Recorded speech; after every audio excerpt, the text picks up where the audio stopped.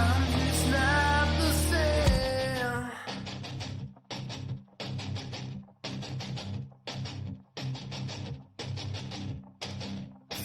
I'm just not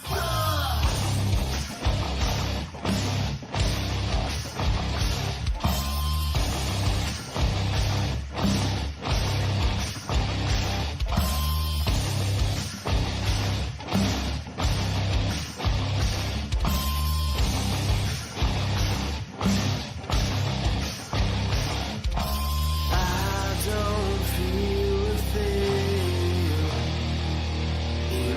Emotions call my name.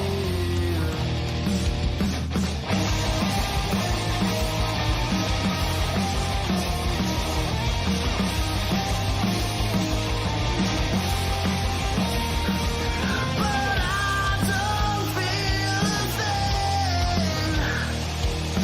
Emotions call my name. And I pretend I don't hear, so I won't drop a tear. I don't think that I'm insane. I'm just not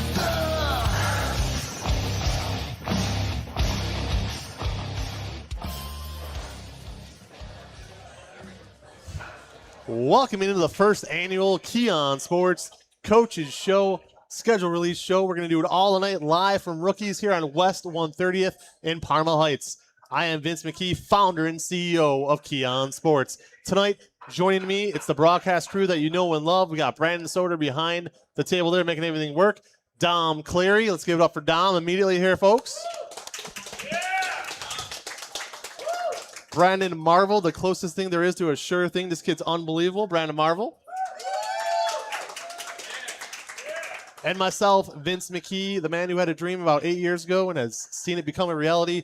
We want to thank everybody watching at home and everybody here in the house tonight. Rookies absolutely slammed. This is the place to be on a Thursday night, pretty much every night. And we're going to find out why real soon here. As joining us, the head of ceremony, Brian. Welcome in. Absolutely. I think Mr. Marvel has some questions for you guys, and we're going to be on Tracy here shortly as well. Yeah, Brandon, first I just want to give you a huge thanks on behalf of myself, Dom, Vince, and Brandon. Yesterday you were here helping us set everything up, rigging up wires to the ceiling and everything. Yeah, I mean, you were hanging through the scaffolding at one point. Had ladders everywhere throughout the entire bar and restaurant everywhere. So first I want to thank you for that. Very much appreciative. Really couldn't have done that without your help. But with everything going on, you guys hold a lot of different giveaways, and you do a lot of fundraisers and do a lot of things for the community. Talk a little to me about that and what Rookies does for the community. Well, the owners are really big in community, helping the community, sponsor the community. We do host a lot of like football fundraisers for the football teams, help them make money, especially, but we do a lot for the community in and out. Just yesterday, we had backpacks that we're giving away to kids that needed backpacks and school supplies. But it all starts with the owners, and the owners are really, and that's why I work here, because the owners truly love the community, and I love helping them. Yeah, we were able to, me personally, be a part of such a fundraiser as a few months back. My brother went through something pretty serious, and this Rookies was a huge part of the community outreach and bringing in money, supplies, any kind of goods that those people needed to kind of get back on their feet. So me personally and my family were super appreciative of you guys and Tracy and Angel on a personal level. So I want to thank you guys for that. Do you guys have anything coming up within the next coming weeks that you're really excited about? Well, we have our weekly specials, but we're excited to get ready for the high school football season. Support you guys in Kee On Sports. We had you last year, had decent crowds for those nights, and we're hoping to make it bigger and better this year. Yeah, awesome, man. Thank you so much. Yeah, absolutely. And again, we are all about the community, right? Helping out the small guys. We were rookies once as well. You know what I mean? So we've come a long way to be at this point. And we love what you guys do, like you said, for the community. So we wanted to thank you again. I have a silly question I want to ask before we bring on Tracy here. What is the most common wing flavor? What gets ordered the most? I want to say basically are mild. But what's really good and been happening a lot are hot habanero. Okay. Really we good. were talking about that earlier. Angel was talking about that. I was slamming down barbecue wings. I had the Cajun fries. I was wearing it on my face and my shirt at the time. And we were talking about the With the habanero. Yeah. Next time I'm here, I'm going to try that because everyone keeps talking about the habanero. If you like spice, it's there. Oh, I'm going to have to try it. Then it's so warm outside right now. It's August, but I just know we're sitting here. We're talking high school football, which tells me that I hate to say it, but Halloween's almost right around the corner in 3 months. Do you guys do anything for Halloween? I'm just curious. So on our Facebook page coming soon, we're going to hopefully have a nice big Halloween bash, especially since it falls on a Saturday this year. Oh, all right, there So- we go. Is it suitable for 8th graders? Because I see a young man over there who would probably want to come to it. Well, I'm not sure what our Jeep Club has in store, but last year we did trunks with the Jeeps. Yeah, We trunk or did that treat. last year. Yeah, trunk or Absolutely. treat. Yeah, had Yeah. a lot of kids come out and support that. Had all our Jeeps dressed up because our Jeep Club also helps us with a lot of the community events. So does our bike clubs and stuff like that. Our bike nights. We do a lot for the community. Very nice. So Very nice. Well, again, we wanted to thank you for coming on, and we want to bring out one of the lovely owners, if that's okay as well. yeah, let's bring on Tracy. She's probably not nervous at all, so let's bring her on.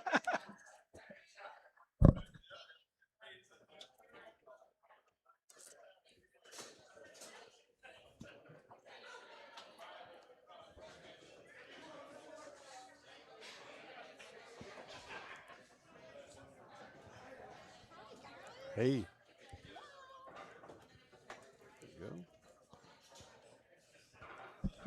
How are we doing, Tracy? I'm good. How are you? Good, good. Thanks for coming on. Thanks for having us. Sure. Very appreciative of you guys giving us this space and this time to kind of take over the bar here a little bit. And for a good time, too. We're going to be here till about 10 o'clock tonight, so thank you so much for that. But I talked to Brian a little bit about the community outreach you guys do. Talk to me a little bit more about that, maybe some groups that you guys typically work with often in that community outreach. So just tonight we had a meeting because we're trying to reach out a little bit further to other organizations that want to partner with us.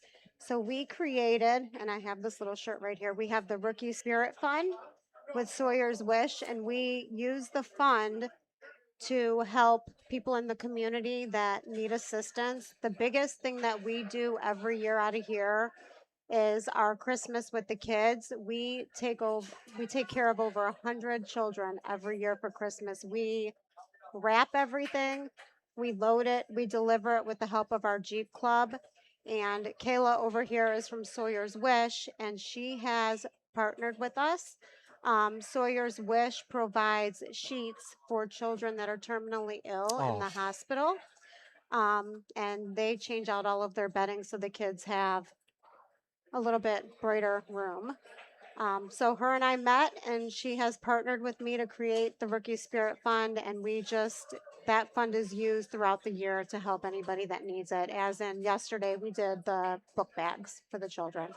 That's fantastic that you guys do that for everybody, and that Sawyer's Wish is able to be such a big part of that as well. And Thank you. Yeah, thank you so That's- much. You just got me course, choked up. of over here. course. Wow. And Wasn't expecting that. That's kind of our motto now. You know, we've owned this sports bar for 13 years, and I worked here for 6 years prior. And I think I've gotten to the point where, yes, we are a bar, but if I can use this big space to be able to help people and give back, that's kind of what I want to do. I was in the foster care system at one point in time when I was younger, so this means a lot to me to be able to give back. And that's fantastic. That was going to be part of my next question, too, was back in March, we had a conversation about that because of everything going on, about why you decided to stay here and that you wanted to have a business and you wanted to run your own thing, but if you couldn't give out of here, you didn't want to stay here. And to me, that really stuck out because having someone that could sponsor us and that we could team up with, that means a lot, both to me and I know to Vince and the team as well, that someone so involved in the community and wants to give back so much is such a big deal to us. So that's fantastic that you're a part of that. Thank you. I got to echo that statement for a second. I mean, if making money was the only reason we did this, it wouldn't be any fun because I'd go get every kind of wacko sponsor you could think of, right? Like, I don't do it that way. Like, I make sure that all of our sponsors, for the most part that I could realize it, are good people. You know, people that I would invite to a family barbecue. So Yep. that's always been my approach. But we wanted to thank you again. And is there any, last things you want to put out there? I just want to say thank you for hosting here or letting us host you guys here tonight. And we're looking forward to some Friday night lights, catching some of the games. I Oh, yeah. have a little heart for Valley Forge because that's where my son played football. But we love all of our local teams. Normandy, Berea, we're wishing them all a good season. Well, we appreciate that. And, it's funny you mentioned Valley Forge because Dom Cleary over there loves going up those Buyers-Field steps. He can't get enough of them. Well, So- when you're almost 300 pounds at one point and you have all of the equipment, yeah, you don't like going up 70 flights of stairs, Vince.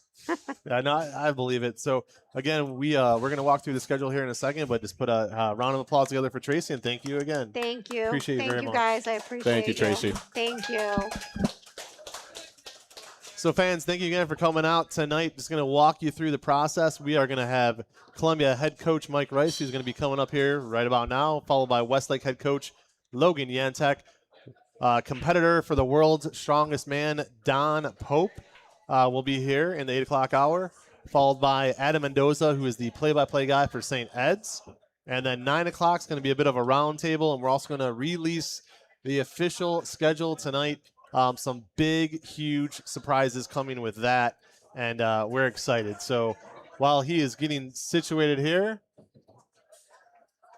Mike Rice in his this would be his third season, I believe, third or fourth with Columbia Station, as we just call him Columbia. And then, not yet. Not yet. All right. All right, there we go. So welcome Hey, to the show. Thanks Thank for having you. me. Thank you. You're making Sorry. history. You're the first ever coach we've ever done this with. That's so. pretty awesome. Thanks. Absolutely. This is great. I'm excited to be here. Thanks for having me, and yeah, doing a great job. And thanks to the owners. It was a little hard to hear, but thanks to them for hosting. It sounds like they do a lot for high school football and high school kids, and so I think that's pretty awesome. It's pretty cool to be here. Oh, absolutely. So I'm gonna ask you some questions. I'm gonna open it up to Brandon and Dom. And but first, I just want to ask you, how did camp go? How's everybody looking? Everybody healthy? Everybody playing well? Yeah. Camp was good. It's always a time of grinding through things. We actually just talked about it at the beginning of this week. That look, you're not gonna feel good. You shouldn't feel good. And but for we did come out healthy as far as anything long term. We are healthy. We're ready to go. We got our second scrimmage tomorrow, so we got to get through that healthy, and then we'll be ready to roll. But camp was good. I thought we accomplished a lot. I thought I really loved how we ended camp yesterday with great energy. A lot of positivity and a lot of momentum rolling into this second scrimmage, and then hopefully into week one. Who is the second scrimmage with tomorrow? Trinity. Okay. Yeah. Okay. Yeah. And then, I wanted to ask you too. What does it mean to be? Because I think this is really cool. I grew up in the '80s and '90s, so to me, natural grass is where football was played for so many years. What does it mean to be one of the last few high schools, at least in this area, that's still playing on natural grass? Yeah, we take a lot of pride in that. Actually, we love that natural grass. We love it too. We think we have a pretty cool little atmosphere to play high school football, and our community, it really adds to that in the things that they bring to it. They bring a lot of energy. We've got a great background for the field. And they'll do things like fireworks and for senior night, and so that takes a lot of work behind the scenes by a lot of community members and administration and fire department. So there's a lot of people involved that really take a lot of pride in what we have, and it's a blessing to be there. Well, I'll tell you what. You talk about the community, and I know the boosters do a lot of things. You have one of the best, if not the best, concession stands. So I know That's what I hear. You can't take advantage of it. I'm sure your son maybe at halftime will walk down there, but it's such a cool atmosphere. It's one of the things I love most about high school football, quite frankly, are the parents and the community environment to it. You know what I mean? Like you don't get that everywhere. And again, to me, high school football really is, high school athletics is the last pure sport left, because then you get into college with NIL. And things are so different, right? Yeah. So it's such an amazing, amazing atmosphere. And here's the thing: we would love to come broadcast the game at Columbia. It's in the we'd cards. love to have you. We got to figure out a way to make that happen. Yep. But it was supposed to happen this year. So I want to ask you: Oberlin recently had to cancel their season, and ironically enough, that was the game on our original schedule that we had. Not you know, revealing too much Nah. about our schedule. So but yes, it is what it is. We'll get to that in a bit. But so let me ask you: you end up with Warren JFK, correct? Correct. How, like, you're sitting at home? I mean, are you shocked to get that kind of news, or did you hear rumors? Like, how does it come about? How do you react? What do you do? Yeah, first I just want to say that I feel for the kids, the band kids, the Yep. cheerleaders, the players that don't get to have a season. How although I hear Wellington's picking up some of those They are or all 7. of those kids, Yeah. and so I think that's great, and it's unfortunate, and so I hope that band and those cheerleaders find a way to get to other games or get to perform in some other way, because I think it would be a shame if they didn't get to. But to answer your question, I had heard some rumors, and then you know the day that it officially was announced, it on a selfish level, we don't like having a week off. To your point about high school football, you get 10 opportunities to go play high school football. I want our guys going out and playing. So it really became scramble mode in trying to find a football game for our kids and making sure we had a game that week. And fortunately, we were able to do that pretty quickly. Oh, absolutely. I got some more questions, but before I do, I'm going to let these guys jump in. They seem pretty hungry. Yeah, one of the things that I'm kind of most interested in, you've been with Columbia now. This is your 3rd season as head coach, correct? And then Yeah. I saw you had 9 prior seasons as the defensive coordinator. Yes. So when you're with a team for that long, you see progression of kids from freshman to senior, some that may not progress as much. But then you get kids, when I was in high school, the Coleman brothers. Those were 2 just absolute specimens of high school kids. What does it do for a coach, whether from just the coordinator position or the head coach, seeing the progression of these different athletes throughout the years, and how does that help you coach everybody else? You kind of hit the nail on the head of what I love the most about coaching high school football. Like, to see a kid come in as a freshman and we'll maybe take a picture of that group and see how they progress after 4 years. It's pretty awesome. And as a coach, we take a lot of pride in that. We get Columbia kids, and we want to take Columbia kids and make them into the best that they can be by the time they leave. And so there's a lot of pride in that. You bring up the Colemans.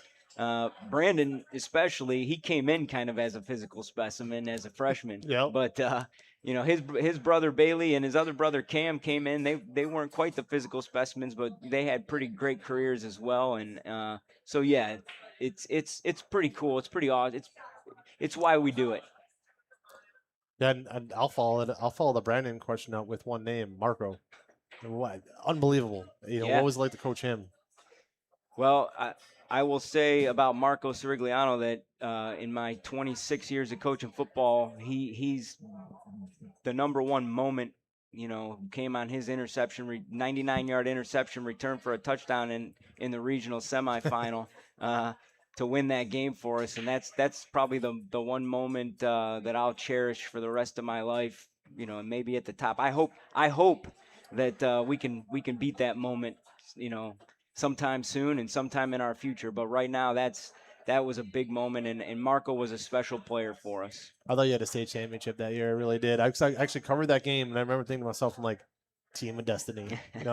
Downer. No, Coach, I'm more the X's and O's guy as a former player Yeah. on this broadcast. So let's talk a little bit about that. When you have Yes. a smaller school than typically the one we cover, I always try to emphasize this. To a guy that went from a small school in Pennsylvania, the identities of these schools are a lot more specific than others, right? Where a lot of teams can run the spread, they have the talent to spread the ball out. When you get down to the division that you guys are at, sometimes these schools have a specific identity. What is your guys' specific identity going into this year, and how do you kind of game plan, knowing what kids you have every year, knowing that numbers could fluctuate? I mean, seeing what happened with Oberlin, numbers can fluctuate every year. How do you game plan going into each year? Yeah, there's a lot to that question. It's a great question. We start with run. We want to run the ball, stop the run, and we've got an all hands on deck philosophy. Because we're small school football, so our guys, a lot of our guys play both ways, and I went to a lot of state final games, state semifinal games as a young coach, and I would just go watch these games, and the teams that are playing in November are running the football and stopping the run, and so that's our identity, and you know we take a lot of pride in that, and we're going to continue to be that way. Now, year to year, we'll add little wrinkles depending on our personnel and things like that. But yeah, that's really what we're about. In the winning in the trenches and linemen leading the way. Now, again, when you have limited numbers, sometimes your offensive line size can be a lot smaller than some of the schools you play against. I was the largest guy in my offensive line at 240. So sometimes it can be hard. So how do you get those guys ready in the weight room going into the season? And do you guys typically have the size to go against other defensive lines and offensive lines? Or do you guys kind of emphasis like speed and space like some other small schools do?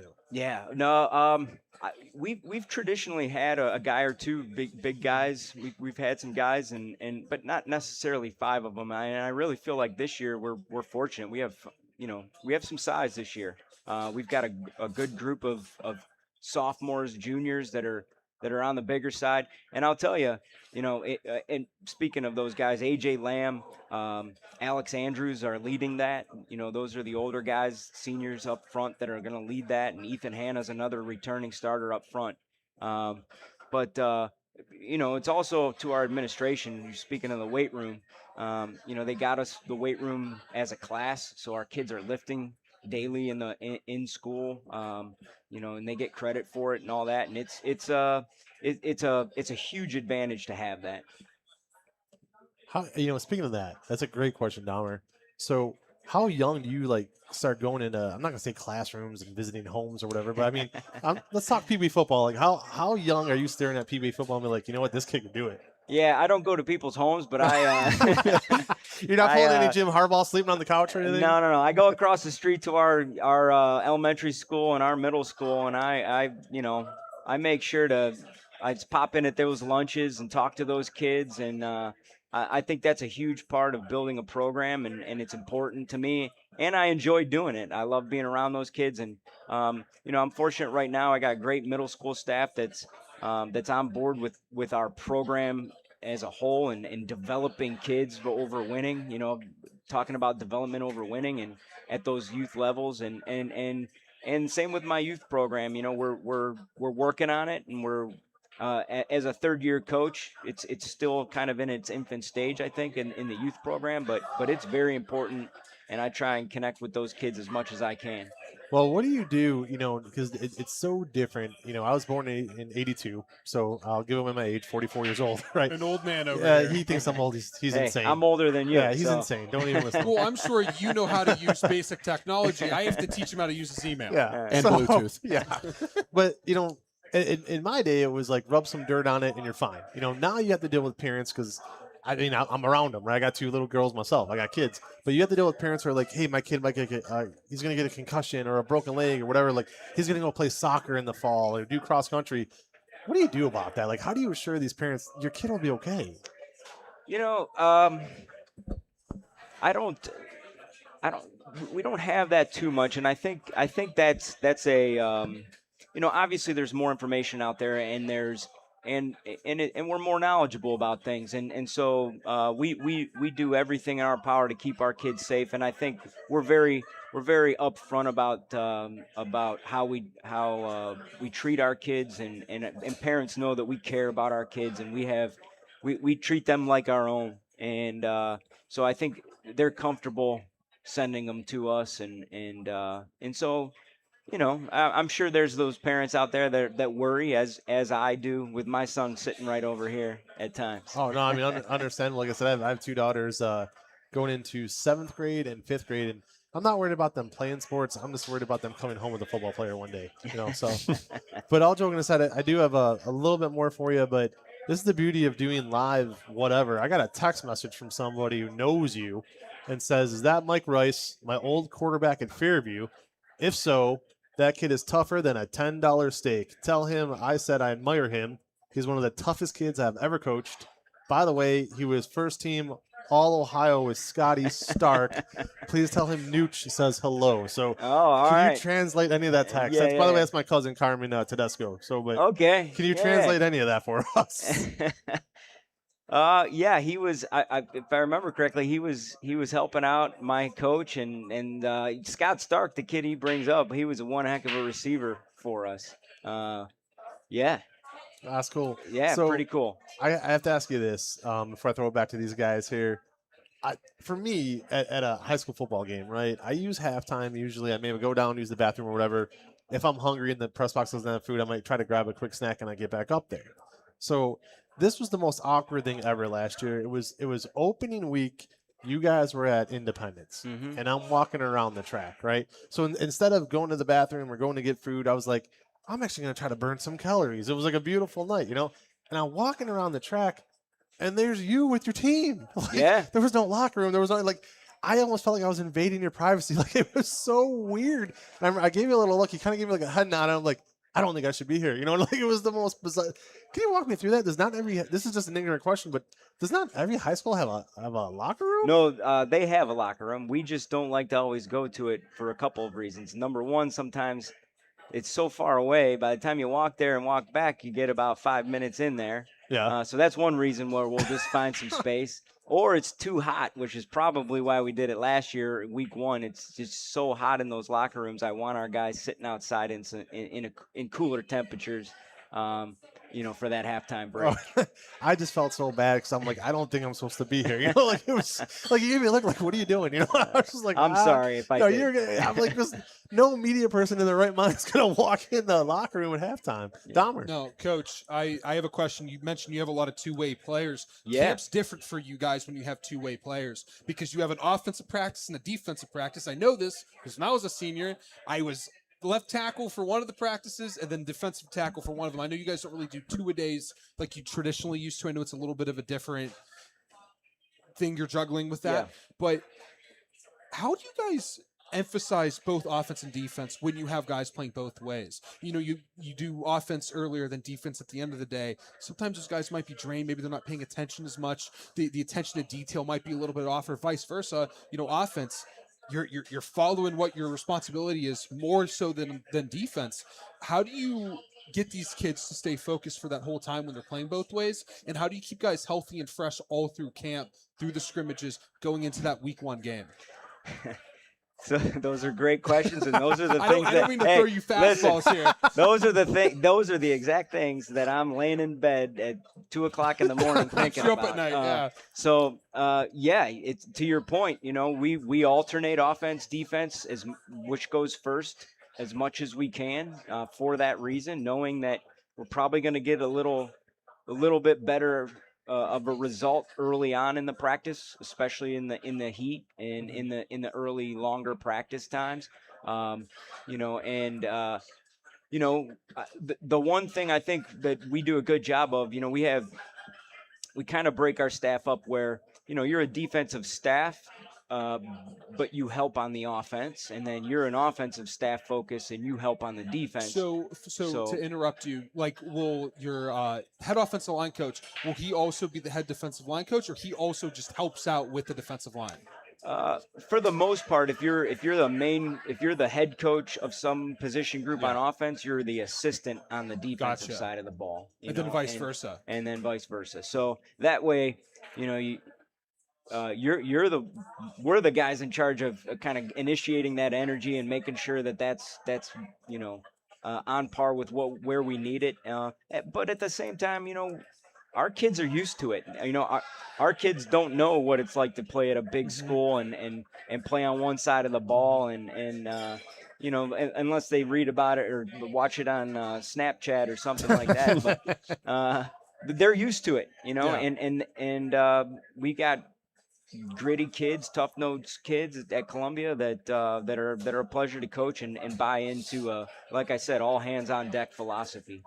And I'm sure that also helps with conditioning as well, because I know with the teams I played on, we were the most well-conditioned team on the field. I mean, I was our left tackle, I was also our backup in case someone on the kickoff team got hurt. So there's times where you had to fill in certain spots. So how does that help with conditioning in kind of running teams off the field? Yeah, I mean it helps, but I'll also add that most of the teams we play are in the same boat we're in, so True. we're all doing it. I think, but when you've got seniors like Logan Mangy and Alex Andrews and Ambrose Beach and AJ Lamb that are just leading these guys and making it known that we got to bring it. Like this isn't going to be easy, and coaches are going to take coaches. While we're really tough on you now early on in the year, we're going to take care of you and we're going to make sure you're peaking at the right time. Now, I have one more question for you. Every team loses guys, and you have sophomores that step up, juniors that may have played JV the previous year that are now stepping up, or maybe they were sitting behind. Is there a young man or two that you can mention without giving up too much? Because I know going into week one, you kind of want to keep some of your cards close to your chest. What are some young men that you expect to have an impact this year, or have done big stuff in the summer, have so far in camp shown up in worth mentioning? But Yeah. who are some kids that have really stepped up and show growth in the offseason that we should expect to see on the field for you guys? Well, I think you're going to see the name Xavier Hendon Yes. quite a bit Yes. in our box scores and things like that. He was good last year as a sophomore. He played as a freshman, and I'm expecting some really big things out of him this junior season. And so he's put in a ton of work. And another guy that is kind of coming up that played as a freshman for us last year is Peyton Lidke. I think he's gonna do some really special things for us with the ball. But having Logan Mangy back is also going to be a great thing. You know what's funny? He's constantly calling me old. Let me give you one over there, big boy. Owen Mangy was one of the first kids I ever covered. That young man's older brother, I'd have to assume. Yeah, just graduated from college. Yeah, I'm not that old. But, well, hey, we wanted to thank you. We don't want to monopolize your time tonight, so we appreciate you coming out. Thank you. This has been a blast. So I gotta put this young man on the spot over here. So this is Tyler. He's gonna be covering you week one. Yeah, we met right before I came up here. All right, what can he expect to see? I'm not asking for X and O's against Independence, but what's it gonna take to win that game? We're going to have to control the ball. We're going to have to handle any adversity that we face. That's been one of the big things that when people ask me what do I think is going to make a difference this year big time is how we handle adversity. Can we stay positive? Can we not let that bring us down? So handling adversity is going to be a big one, but we got to take care of the football and we got to tackle. Those are always big things early on in a season that are really important. Can you hang on to the football when you have it? Sustaining drives, and then making sure we're well prepared to tackle people in space. Well, I got to tell you, you mentioned Xavier Hendon. Holy smokes. Covering that kid last year, my first thought was, I bet he's a wrestler. Yeah, he is. He's got to wrestle too, right? You can tell, especially Yeah. those small schools. Yep. What can tell. What weight does he wrestle at? I'm just curious. You Kid's a know, beast. I think he wrestled 165 last year, but hopefully he's going to wrestle 195 next year. Well, you tell him I'm going. I've been counting weight. I'm going to go back in training if he needs a sparring wrestling All right, partner, or whatever. yeah. My dad was a wrestler right there. Wave high there, Dad. There you go. Yeah. All right. So West Tech. yeah, Nice. they've been undefeated since '95. Yeah, right. Hey, I we knew, want. Go ahead. I coached wrestling in my early days of teaching and all that, and I wasn't the Parma coach. Didn't he go to West Tech? I forget his name though. Parma's wrestling coach. Way back. What is it? Maybe Valley Forge. I'm sorry. That's where the show Never goes mind. completely off the rails. No, just- Not yet. We're not talking about food yet. Yeah. Hey, we are good. We wanted to thank you again. Like I said, I'm a small time guy. We're at Kee On Sports. We're small time. We're not trying to be anything we're not. But we really appreciate how good you guys have always been to us. The AD who's the AD who used to be the Jason coach. Ward, yeah. Jason Ward was awesome to us. Like we've never had a problem with Columbia Station. I'm not really shouldn't say that because I don't think we've ever had a problem with anybody. But Yeah. you guys have always been good to us. So Well, again, we appreciate everything you guys do for our kids and the coverage you give us. So thank you to you guys. oh gosh, yeah, and then it won't stop. I appreciate it very much. Thank Yeah, you. thanks for having me, guys. Everybody at home, if you could put your hands together for Coach Rice here, please. Hey, you want to bring up your son real quick? Get him on camera? Come on up, young man.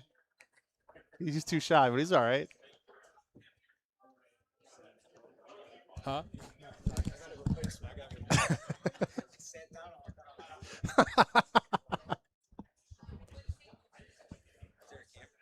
Yeah, so right there. And what's your son's name? This is Ryan.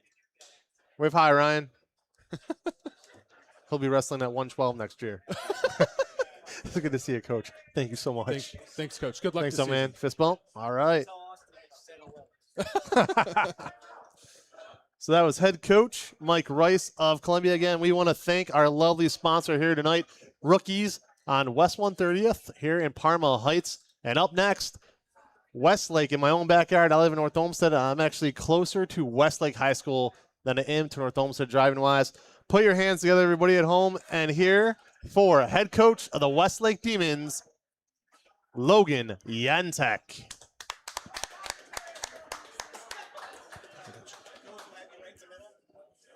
Sit on down, and if one of your players wants to come far right, he's more than welcome to. Throw on a headset. Thank you, Coach. Thanks, Coach. Absolutely.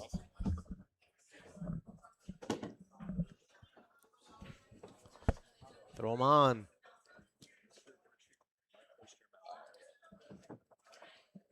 So again, guys, here at Rookies with head coach of the Westlake Demons, took over for Jason Hall. I want to say this is your third year, correct? Yep, year Doing 3. that off the top of my head.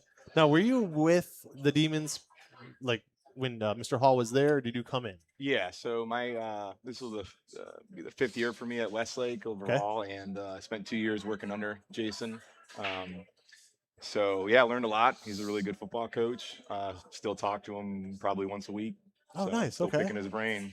So you were there when you guys beat North Olmsted the year you went to the playoffs. I think it was like week 9 or 10. And man, what a game! Yeah, it was a like, shootout. Shootout. Absolutely. Yeah, I was in the press box for that game. That Oh, was, no, okay. That's how I recognize you. mhm. Yeah, absolutely. Yeah, that was a crazy game. Matt Porcelli sealed it at the end. Yeah. And game never felt like it was over until it's over. So yeah, that was a fun one. Well, we appreciate having you here. You know, like I said, Westlake to me, it's funny because where I live in North Olmsted, I live right off of Clague, but like closer to Westwood, which I don't know why I'm announcing that live on air for people to come find me. But anyways, so like I live really close to Westlake High School, so they get a lot of coverage because it's a quick drive for me. You know, I mean, very partial to them. Who's the young man we have sitting here? It's our quarterback, Mo Abdahadi. Oh, All right, Vince nice to McKee. meet you. Nice to Nice to meet you. meet You you. excited for the season? Yeah, I can't wait. Is it your first time on camera being interviewed? No, I've No? been interviewed a You're, bunch. you're of an old stuff, pro, so- huh? Yeah, I'm a pro. I love it. I got some questions for your coach here, and we're definitely going to talk to you as well. Make sure we don't keep you up past your bedtime, though, okay? All right. So, Coach, you know, again, this is it's almost surreal because I knew Coach Hall going back many years from covering his daughters playing, you know, basketball, right? So I didn't think he was going to leave. I figured he'll be at Westlake the rest of his life. Was it kind of unexpected when you got the call? It's funny. I think when I first came to Westlake, it was always the plan to, Oh, okay. to learn under Jason and Okay. eventually take over. And you know, Jason and I are really close, and you know, I can't thank him enough because when I first got to Westlake, he really started to let me build the blueprint for what I wanted because Jason knew that it was going to be a matter of 2 to 3 years. As it worked out, I think when Jason had the job offer at North Royalton, it was like the perfect situation for him. And, you know, he told me, like, you're ready to do this thing. I believe in you. And like I said, I was really fortunate to learn under Coach Hall and set up a lot of the program the way I wanted, if that makes sense, behind the scenes for 2 years Yeah. without actually being the head coach. Yeah. No, Learned a lot total how to do the sense. job. So, yeah, I wouldn't say it was a surprise, maybe a year early, but yeah, that was always kind of in the works. That's the best training, you know, available, quite frankly. You know, so we are 1 week away. We're actually covering you at Midview next Friday, so I'll have somebody there, you know. What can we expect? Like, who's been standing out at camp? How's the offense looking? How's the defense looking? Overall, what's the feel? Yeah, I think we're excited. I think our kids had a really good off season, going back in the weight room, obviously in December and January. First thing I told our kids is our first practice in August that we gave ourselves a good opportunity with how hard they worked in the off season this summer. So overall, I'd say we're really excited. We do have some experience coming back. We have some guys up front that got to play a lot of football last year as sophomores. We've got 4 captains here. Mo's a returning quarterback for us, which obviously helps a lot on the offensive side of the ball. We brought over there Ali Assad as our corner. He was a really good player for us last year. Wes Urich, running back, linebacker. Oh, yeah, Wes. Yep. and Jake Neff, who got to play a lot last year as well. So, All right. yeah, no, we're excited. Kids are working hard, trying to get better every day. We got a really tough opponent week 1. Sure. So, yeah, kids are grinding. So the first game we ever broadcasted, this is a Kee On Sports trivia question. First game we ever broadcasted was the Westwood Cup against Rocky River. I don't think of Westlake and Rocky River as a rivalry, but you have that cup.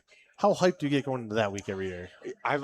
So I'm from Strongsville. Okay. Okay. So I'm kind of newer to Westlake, but I've learned a lot about the Battle of Westwood Cup, and I know our kids get up for that game. They know each other pretty well. So yeah, it's been a fun game. That game's always on TV too. It's a Thursday night game. Yeah. So yeah, it's a big game for us, and Rocky River's got a really good team, and that'll be a fun game for us this year as well. Very nice. You guys got a great fan base. You know, when you're a quarterback, can you hear those fans screaming? Like, can you feel it, or are you just so locked into what's going on, you block all that out? I would say when the game starts, kind of, and the teams are running out, I hear all the noise, which I think pumps us up and is a good factor to us, which helps us win or play in the game and get us ready. But as soon as the game starts and that first whistle blows, I mean, my focus, I'm just laser focused on the defense. What's your favorite play to run? I guess we'll have to see this year. That's a good answer. You know, Right, I got a yeah, question. please. All right. I don't know how many formations you guys run. Shotgun, under center, or pistol? Where do you like getting the snap from? Shotgun. Really? Well, you know, back when I was playing, everyone had a hand in the dirt except the quarterback and the running back. I'm kidding, but I was just to make that joke. Go ahead, Vince. I really thought you were going somewhere. No. I was just teasing them. There's the third wheel off the car. Okay, so you know, not only how do I rebound from that? All right. Well, no, this is actually a pretty darn good question, and you could go as long as you want with this one. Like, if this is something that you want to talk about, because you were from Strongsville, now you're coaching Westlake, you know, don't hold anything back. All right. How do you keep? I'm just gonna flat out ask it. How do you keep kids from going to St. Ed's and St. Ignatius? Like, how do you keep them Westlake? Because it's got to be unbelievably tough. It is. It definitely is, and it's funny because it's like the #1 threat to our program. I have to believe it. And there's some really good talent in that middle school. I taught there for 2 years. I'm back in high school from last year, but Coach DeLuca, Tom DeLuca, is a really close friend of mine, and he was the defensive coordinator. So before he was the head coach, he was the defensive coordinator at Westlake, and he was on the last team that won the SWC back in like 2012, I think that was. Yeah. And him and I talk a lot, and like, you know, that was his thing when I took the job. That was me and him kind of talked about, like, you know, that's where we got to flip that program. We got to start keeping some of those kids, and we're starting to. And actually, these are all seniors that are with me. And my first year at Westlake, these are the first guys I talked to. I think Ali actually told me he was going to Ed's in my classroom. Oh boy. We were fortunate to keep him in the program.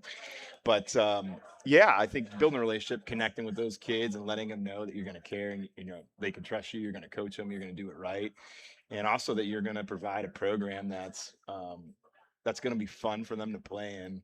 Absolutely. So we've done a lot. Our new athletic director, Colin Bryant, is amazing. He's from Avon, so he gets it. He is extremely beneficial for us. He's all about it. Every time I ask for something, the answer is yes. Yeah, you guys are awesome. And just small things that we lacked in the program that maybe could deter some kids. We've tried to step up in a program. So, you know, we're well on our way, and it's still a process. You know, we're still losing some kids, no doubt. But, you know, overall, I think last 2 years now, we've had a freshman-only team, which we hadn't had before. So I think that's another thing that's pretty big for us is you know, building up our freshman roster of 20, 25 plus kids, and then bringing them 20, 25 back as sophomores and keep developing them that way. That's huge. And if I could speak off the cusp here, you know, I've been doing this for close to a decade. And that's the thing I've seen. Like, you have Westlake, you have Rock River, you have Bay Village. And it's like you have the parents, again, I'll flat out say it, who could afford to send a kid to private school, right? And now with grants and everything, they're making it so easy. It's just, I realize for Westlake, River, Bay Village, even where I live, North Olmsted, like, it is tough. You know, how do you battle that? I had a nephew who had a choice between North Olmsted and St. Ed's. He went to St. Ed's. Ironically enough, now he's at North Olmsted. But, you know, one of those things where you can only say so much, right? Because at the end of the day, it's going to come down to the parents. So how early can you start talking to parents like, this is a program that's building. This is where we're at with the program. Yeah, I try to be as visible as I can, if I'm being honest. I try to be at every middle school home game that we have. I'm at every freshman home game. Try to get out as many youth events as I can. We have a youth clinic with all the youth kids in our program, and I think the more you can connect with them at a younger age, where they know you, and even at Westlake, if you look at just the tenure of coaches, it's been a revolving door, and there's really never been consistency. So even our staff this year, just our varsity staff, we have returning guys on the staff that aren't learning the kids' names every year. So that's been my vision, is to try to build consistency at Westlake, so these kids know us, know what the program expectations are. And like I said, the biggest thing to me is build a relationship with these kids and know that I'm going to coach them really hard, and I'm going to try to get them to their full potential. And Westlake's a great place to be. And quite frankly, like I always tell the kids when I'm talking to them, there's nothing better than playing in your hometown. And you can't get that same vibe if you leave the program. And Friday nights in Westlake, like, they're special. They are magical. Yeah, Mhm. I love it there. And it's for me as the owner of this company, right? Like I kind of sort of make my own schedule because I got to make sure certain people are going certain places. I try to keep my writers close to their house. We have the game that we broadcast. A lot of times for me, it comes down to like 3 or 4 games. And I think to myself, okay, who do I want to cover this week? And a lot of those decisions are, what's my relationship like with the athletic director, distance from my house, and quite frankly, the press box. Sometimes, hey, will there be food? You know what I mean? Like sometimes it's that. Sometimes it's that basic. But Westlake is just it's a great place to cover a game. I love the field. There's a lot of things about that school that I enjoy. So talking with you gives me hope. Dahmer, Yeah. So first question here for me is second question. If that's okay. We're not Second, counting. yeah. Well, it wasn't a real question to him. I was messing with him. He's just here to look good to be on stage. I'm more the X's and O's guys. It's the guy that played in college and high school.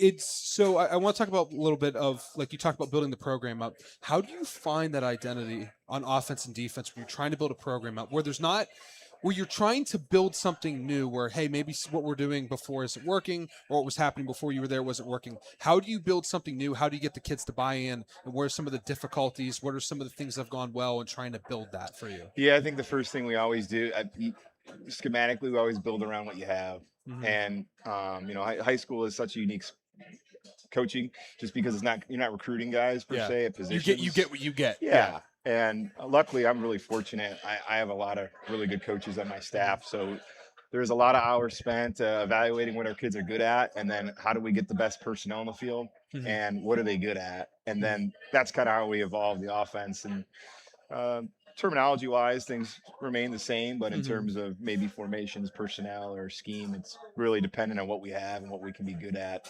really both sides of the ball. Mhm. So I think the best coaches are ones that adapt. Mhm. You can't I think trying to put kids in the same exact offense every single year, if they're not good at it, or Mhm. defense, really doesn't do justice. So especially in our conference, I mean, we had some really good coaches, so Mhm. every week's a difficult game plan putting it together. So yeah, I would say adaptability for sure. Now, you brought some other kids with you. You want to shout those kids out? Come Kinda on over. Yeah. Guys, come on over. Yep. All right. So who do we got here, Coach? We're actually gonna let them talk. Oh, Yeah. Yeah. are we this- getting off the? Well, no, you're gonna stand. I know this is Okay. big for kids because they like to stare at their phone and everything, but these kids seem intelligent, so we are gonna let them speak. Come on, one at a time.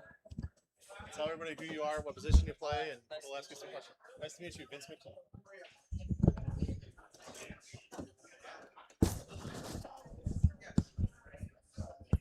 All right. So what's your name, position, and grade? My name is Jake Neff. I'm a senior, and I'm playing Mike linebacker. Okay. So you're essentially the quarterback of the defense. Yes. What are responsibilities that you have that some of our viewers at home may not understand that a Mike linebacker may have? So Mike linebacker needs to recognize the type of offense they're running. They're the first person to see the trips, count it out, the people attached to the line, and that's something that not everybody looks for. So when you notice the offensive formation, how do you direct your defensive line, where to shift, where to move, what's the strong side? You maybe not use the direct terminology, so we're not giving things away, but is it difficult for you to communicate with your defense? Yeah, I don't want to give anything away. I don't want them saying that you guys yell out Roger or Louie or whatnot to identify stuff, but go ahead. No, my team's pretty. We're pretty smart in that aspect. So whenever I'm repeating something, they'll also chime in and repeat it too. And it makes it easy for the D line to hear us. So, as a player, what linebacker has inspired you, whether at the college level or pro level? Who do you like to watch? Personally, my favorite people like to watch are my teammates, that's really cliche answer. It's very cliche, but But- I'm sure your coach enjoys it. Yeah. I watch them the most, so yeah. I mean, Ethan Bull, he's a great kid. I work with Wes a lot, so that's fun. Yeah. A linebacker who just got inducted to the Hall of Fame, Luke Kuechly. Go home and watch Luke Kuechly. I know it's a little bit before your guys' time, but go ahead and watch Luke Kuechly. So, am I wrong suggesting that's a good No, he's a linebacker to heck of a watch? player. Yeah. All right, you mute his mic. You're good. We'll take the next kid. Appreciate you, my man. Double swap? Get out of Yeah. there. Yeah, we're swapping you out too.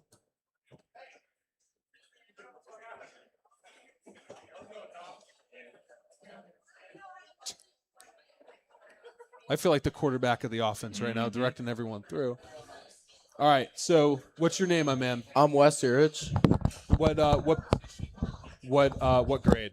I'm senior this year. I play running back and inside linebacker. Oh, so you do both. Yeah. So junior year, did you do both as well? I started off playing outside linebacker last year and rotating in on running back, and then I transferred more to mainly running back last year. So how have you enjoyed that transition, being more on offense? Yeah, I really love playing running back, but I love playing defense also. But I mean, last year we had an injury, and I had to step up, take the role last year. What are some difficulties you had when you were trying to adjust to that role and stepping up, or were you able to? Do you feel like you were able to step up pretty seamlessly? I think the major part was my confidence going into it and like believing in myself to take on anything that happened, and I think I went really well with it and did what I could. Now, what are some expectations or goals you have for yourself for this year on both sides of the ball? For myself, I would like to give my all every play, score some touchdowns, obviously, make a lot of tackles, just win games. Awesome. My man, what's your name, position, and grade? My name is Ali Assad. I'm a senior, and I play cornerback and wide receiver. Okay, so a little bit of a easier transition to play both sides, but what have been some difficulties for you on playing both sides of the ball? I'm sure running the entire game is difficult, but other than that, what are some other difficulties on playing those two specific positions? I'd say it's just understanding the different techniques for both positions. The corner and wide receiver, it's really like the opposite of each other. So it's just learning what technique and stuff to use on different sides of the ball. Okay. So what is this is a question I always was asked when I was a player. What's your favorite, both of you can answer this, what's your favorite game to play on the road? Now, I'm not asking hardest or most difficult, but what's your most favorite environment to play at? In conference, out of conference, but from your guys' experience. I'd definitely say Bay Village. Yeah. I mean, obviously it's a very important game for us, and there's nothing than going over there and wanting to win. And obviously, I think that's gonna happen this year. But I honestly, I just feel like going over there and playing at their environment. I feel like it's personal, and it means a lot to us. What about you? Yeah, I would have to say the same. Bay Village, they've been our rival for many years, and I feel like every game gets really chippy with them, and I'd love to just go into their field and show them who's better and play our game. All right, guys. Appreciate you, Coach. Thank you for joining us. I know it's not the shortest drive to get over here, but appreciate you guys, and good luck this season. Yeah, thank you guys for having us on. Go Demons.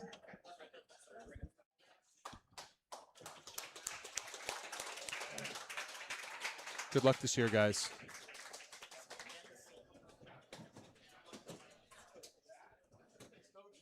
Good luck this year.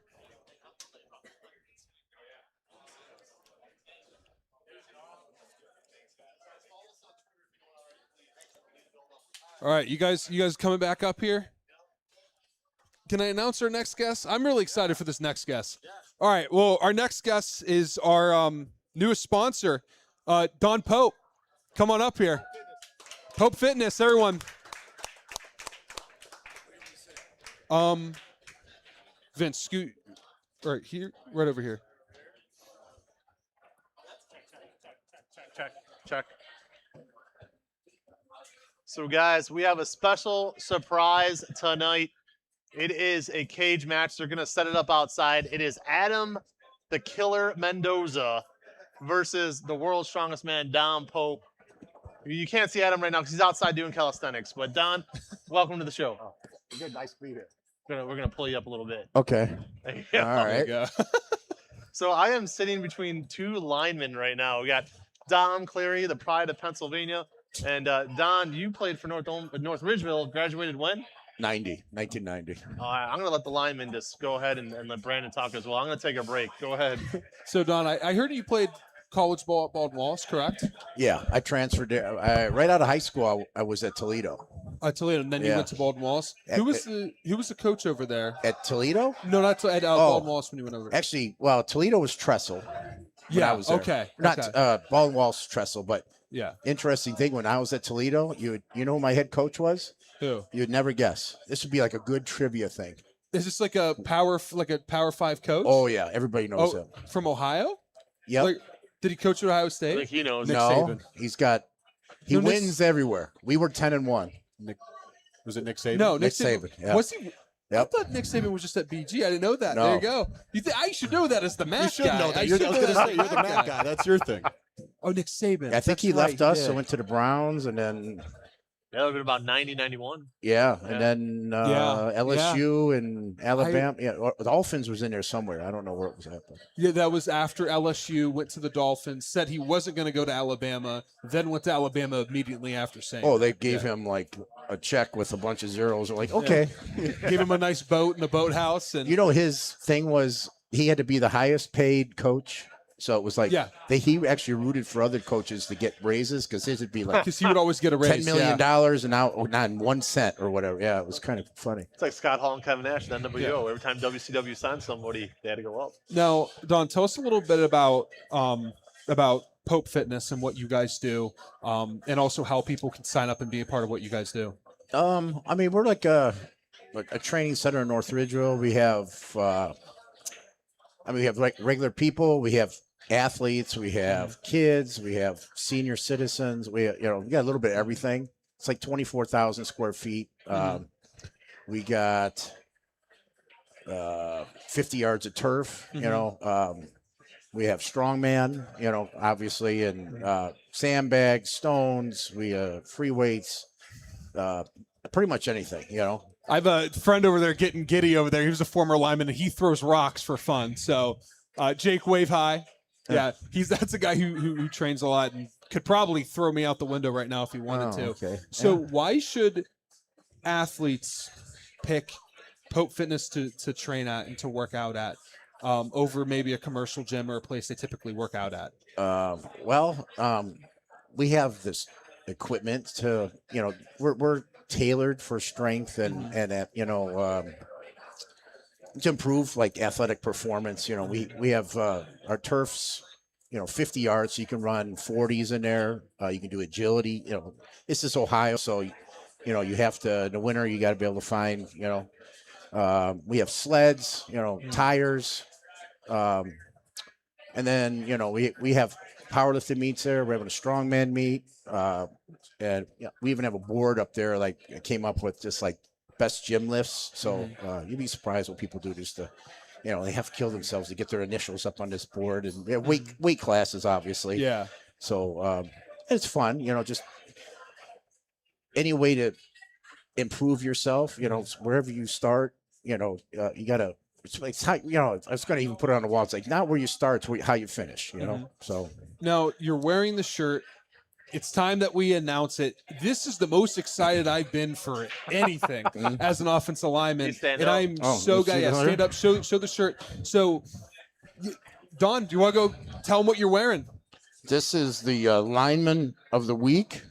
So it's offense and defense, correct? Yes, yeah. So- Either or can win at any game day. Yeah. So I was hoping I hope I give a bunch of these to North Ridgeville kids, but just in case, I figured I'd make one for myself, so at least one would get one. Now, there'll definitely be an opportunity for that. We'll announce our full schedule later. But hint, hint, there will be an opportunity for the North Ridgeville kid to win it, correct? You want to let one slide right now? Just one? Just one? I mean, we can let – I mean, we've already let one slide with week 1. Brandon Marvel, you know off the top of your head? Looking right now, off the top of my head, I can't tell you, but I will. six, Yeah, I yeah. will say it'll be week 6. It's not the only broadcaster doing that week. I'll put that out there. But North Ridgeville, they'll be in an SWC clash against Midview. Yeah. A little wink there, confident about you see the PJ Rangers. over there. Yeah. Yeah, they had a really good game last year. Yeah. It was like fights on the sideline and stealing each other's trophy. I mean, it was It's a rivalry. Yeah, I mean, we had a whatever with them back in the day. I guess it's been. I didn't even know there was a trophy. I guess that they've been having this trophy back and forth. So, but yeah, it was. Unfortunately, we weren't very good, and they weren't very good. So it was kind of not like a big deal. But but I think we had it last year. I think they had to win to whatever in the play. It was really interesting. It got really close.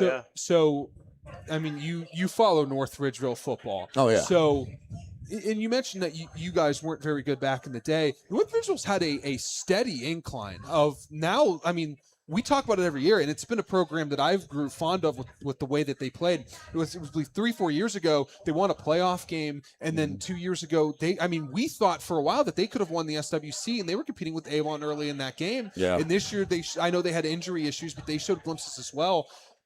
How has it been seeing this program slowly increase to what it is today? I mean, with quality players that they had last year, and even 2 years ago. Oh yeah. Well, they had there's a really some quality kids. a really good freshman class like 3 years ago. Yeah. Unfortunately, those Barnard. guys, they I think they had 6 all Ohio guys last year. So they're going to be kind of hard to hard to replace. Cole Miller, our quarterback, was. Yeah, Cole Miller. I mean, He's playing at the next level, I do believe. he's at Kent. So I mean, he's going to be. I mean, that dude was just. He was a man among boys. So that's going to be tough. That's a lot to ask of this new quarterback coming in, new starter. So I mean, I got my fingers crossed, but And even last year, they had a tough task of replacing wide receiver Steinmetz, I do believe, if I'm remembering the young Charlie. man correctly. Charlie. Who- I mean, Charlie Steinmetz was a player we raved about and how He was a impressive Swiss he was. Army knife. He was Swiss Army knife, where they would put him in different places Right. and use him different ways. He was the running back last year. I can't remember. He won our player of the game, I know, 1 week. But the running back last year was very impressive. I mean, he started when he was, I believe, a freshman or a sophomore. Yeah. So they have a lot of he blew his knee out last year. Yeah. Yes, that's right. Yeah. They have a lot of holes to fill this year. Now, again, I don't know how much of inside of the program you know, but how do you feel about them coming in this year? And I'm sure you work with a lot of these kids as well. Yeah. I mean, they have to replace 18 starters. Yeah, it's a tough task. That's but the kids they got, some of them got a lot of playing time. So and then you don't know, like Cole Miller, he was been at the gym. He was a scrawny little whatever. When he was very tiny when he first started. Yeah, and then now he's 6'4", 230. I mean, like you're like he could play tight end if he wanted to the next level. So. It's cool seeing it. Like it's like I take their pictures at the gym. It's like part of their membership. And then I even said, Cole, come back here and look at your picture from like 3 years ago. And it was like it looked like a sixth grader. He had this little pink hat on, and I was like, who is this? They don't even look like how they change from year to year. That has to be one of the more fun parts of your job, working with athletes, where a freshman comes in very scrawny, maybe they haven't grown the whole way, and then in their senior year they've grown all this height. They've grown a lot of muscle. Oh yeah. Is Cole the biggest example of that, of growth within the 4-year period? No, we had a lot like Keller, that kicker. He turned into like he was a little scrawny thing, and he's a better athlete than people give him. I mean, he's a kicker. But I'm like, he could have played on other positions. But he was such a good kicker, they didn't want him to get hurt and stuff. JD. I remember Big JD. Mhm. You know, he's kind of an exception. You know, he came in the gym as a freshman. He was like 6'3", 300 pounds. It's like, holy smokes, you know.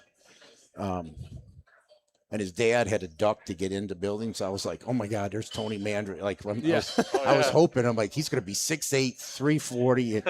He didn't get much taller. I was like, you know. But then I met his mom that was like 4'11", so that kind of, you know, I'm like, okay. I unfortunately was one of those kids in high school. Everyone saw my dad, who was 6'4", big guy. They're like, oh, Dom's gonna be like, and my mom was tall for a lady. They're like, oh, Dom's gonna be at least 6'5", and then I stopped growing in 7th grade. Yeah. So I mean, so sometimes you have examples of that too. I got a ton of buddies like that were big 7th, 8th graders, and then didn't grow an inch. And like, so it's like, man, you know, you were the man in Pee Wee football. And in 7th and 8th grade basketball, I'll tell you what, I was like Wilt Chamberlain out there. Like the Shaq O'Neal. Yeah. That's when you realized you were Italian. You're like, all right, we got to stop growing. So why when you joined us and you proposed the shirt, why lineman? Why did you? Because you could easily pick linebacker or tight end or whatever other position group, but you specifically picked lineman. And as a former lineman yourself, why did you? Well, I was actually a linebacker and running back. You were a in high linebacker. school. Yeah. Okay. What about in college? They moved me down to D-line. Gotcha. You know, they fooled me. They kept feeding me and yeah. And then here, eat this, drink this, and you know, then I'm next thing I know, I'm 275, and like, you're too big to play linebacker. Yeah, that's what they do. I'm like, so.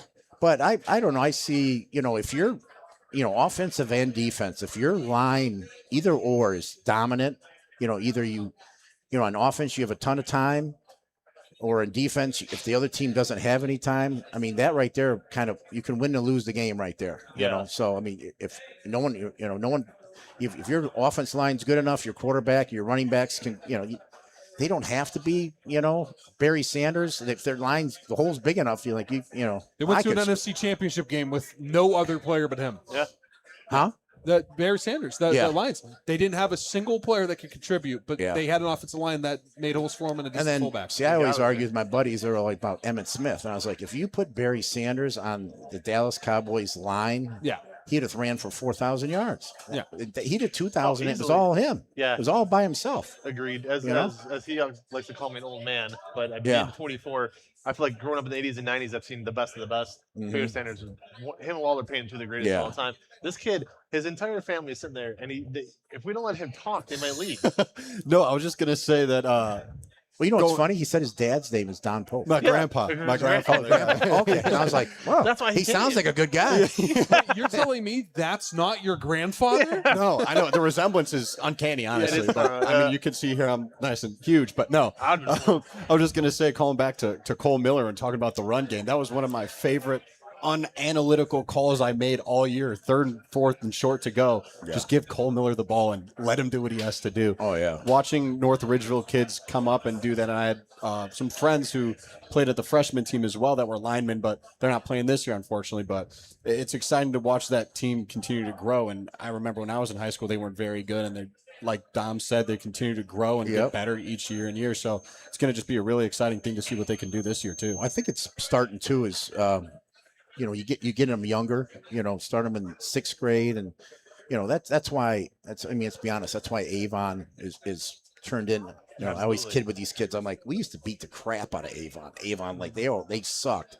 And now they, you know, they're like they run, you know, I mean, you know, they're back-to-back state champs and they were nothing, you know, and now they're a football machine. But you know what? I used to train in a gym in Avon, and I'd see all these young, you know, ton of these little, you know, 6th graders, someone cleaning and jerk. I mean, they turn that into a football, you know, and a football, you know, machine there, and it's just plug and play. I mean, they don't, you know. I mean, yeah, they struggled a little against Maslin. You know, they're young. You know, I seen that, and I train with their Avon's D-line coach, and I was like, you know, what's going on? He goes, we're young, you know, and he goes, Maslin's ready to go, you know, and it helps. Maslin's got all those transfers that We're gonna talk about that later in the show, but absolutely, you know, they had that, you know, a junior, that lineman at 6'8", 330, and he's 17. I'm like, that'd be nice, you know, imagine that. I mean, I seen a picture of him on something. I thought he was the left tackle for the Baltimore Ravens because he was Yeah. wearing all green, purple. I was like, he's a junior? Stark County. I mean, it's a different world down there with Pullman and Massillon. It's Oh, yeah. unreal. Brandon, you got anything else? I didn't really have much else. All right, Dom asked a 'cause lot, and he hit what I was hitting on, so I was just I here could talk to enjoying this the man show. all Oh, day. yeah. Yeah. I was letting you speak away, man. A couple more drinks, I'll keep talking. Yeah. Right? But here's what we're gonna do, because behind every great man, there's a better woman, and she's actually sitting right over there. So I'd love to be a good, a lot of fun to embarrass her a little bit. Is that Oh, you want me to bring her up? Yeah, please. Let's call her over. Dawn. Okay. Hey, Dawn. She's busy. Oh, jeez. Here we go. So, the first time I ever walked into Pole Fitness, this guy thought I was trying to sell life insurance, and he had me half out the door with You one, do look like a life one insurance foot salesman. up my ASS, right? But this nice lady was like, "Here, come on up. Give this nice man a chance to talk." So, we talk. Yeah.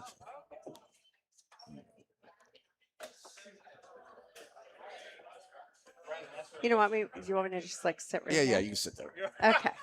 All right. So, what made you convinced not to completely kick Vince out of the building? That's my number one question. You know, we have been, I don't know, kind of doing, a little bit of business with Vince for a couple of years, and he's always the one that presents us with opportunities. And this year he's like, "Hey, I have a couple more things that I think they're really down Dawn's alley," and I completely agreed. Dawn's love of football is immense. It's almost as big as him. And although he owns a gym, his love of athletes and being an athlete, I think just it's such a good fit. And Vince gave us this opportunity to be one of the sponsors and have a little bit more of a broad look at everything with football season this year. So we're excited about that. What's it like being, with a celebrity everywhere you go? To me, he's just on. But I also think that he's such a humble person that he doesn't realize how many people actually really admire him. If you think about coming from a small town in Ohio and then becoming an international athlete, and a lot of people don't think that they can necessarily get there, and he's proof that you can. He's also proof that you can come back and then contribute back to your community and give people the opportunity that you had, just with a little bit more guidance, maybe, right? Absolutely. So, last question, because everybody else got to ask you a question. I didn't get my chance. Oh, okay. So, I knew you as a World's Strongest Man competitor. All right. First time I met you was, I want to say, 02 or 03. And it was at a bodybuilding show with Dave Lieberman and Tom Pember were running it, right? Oh, yeah. And I was so nervous to come approach you, but you were so nice. You know what I mean? And little did I know, my God, 18 years, whatever it was, 16 years later, I'd be running a company, and what I mean. So it's just, Yeah. God works in mysterious ways. It was a small world, but I did want to ask you about that time in your life when you were competing. What was your favorite event, and what was your least favorite event? Favorite event. It's usually, people usually like what they're good at, and dislike what they're bad at. So, and it's funny when on that stage or environment, there's some things you think you're good at, then you find out, oh, I'm not very good at this, or I need to get better. So, like the fingers, I like the big poles, flipping over the stones, that was my favorite. I had pretty good grip, so I liked anything you had to hang on to. But the deadlift, I didn't care for, I could say. If it was in the front, I don't know. It was because you had some guys that, were just it's crazy. Like I did a meet and did a meet back here, a powerlifting meet when I kind of dabbled in both. And I didn't do so well. I didn't think, and I won the meet, and they were like, set some record in the deadlift. And they're like, 750 pounds. So I was like, do you realize 2 weeks ago I was in Ukraine, and the deadlift was 750 pounds for reps, and I got like 13th place, got my butt kicked. I was like, so it's just like, you don't realize the monsters that are out there and something. But then again, that guy could deadlift, but he might be able to squat, or he can't move, or he might not be able to lift stones, or he can lift them, he just can't lift them fast enough. So you had to be well rounded, like an athlete. So it's like you try and find.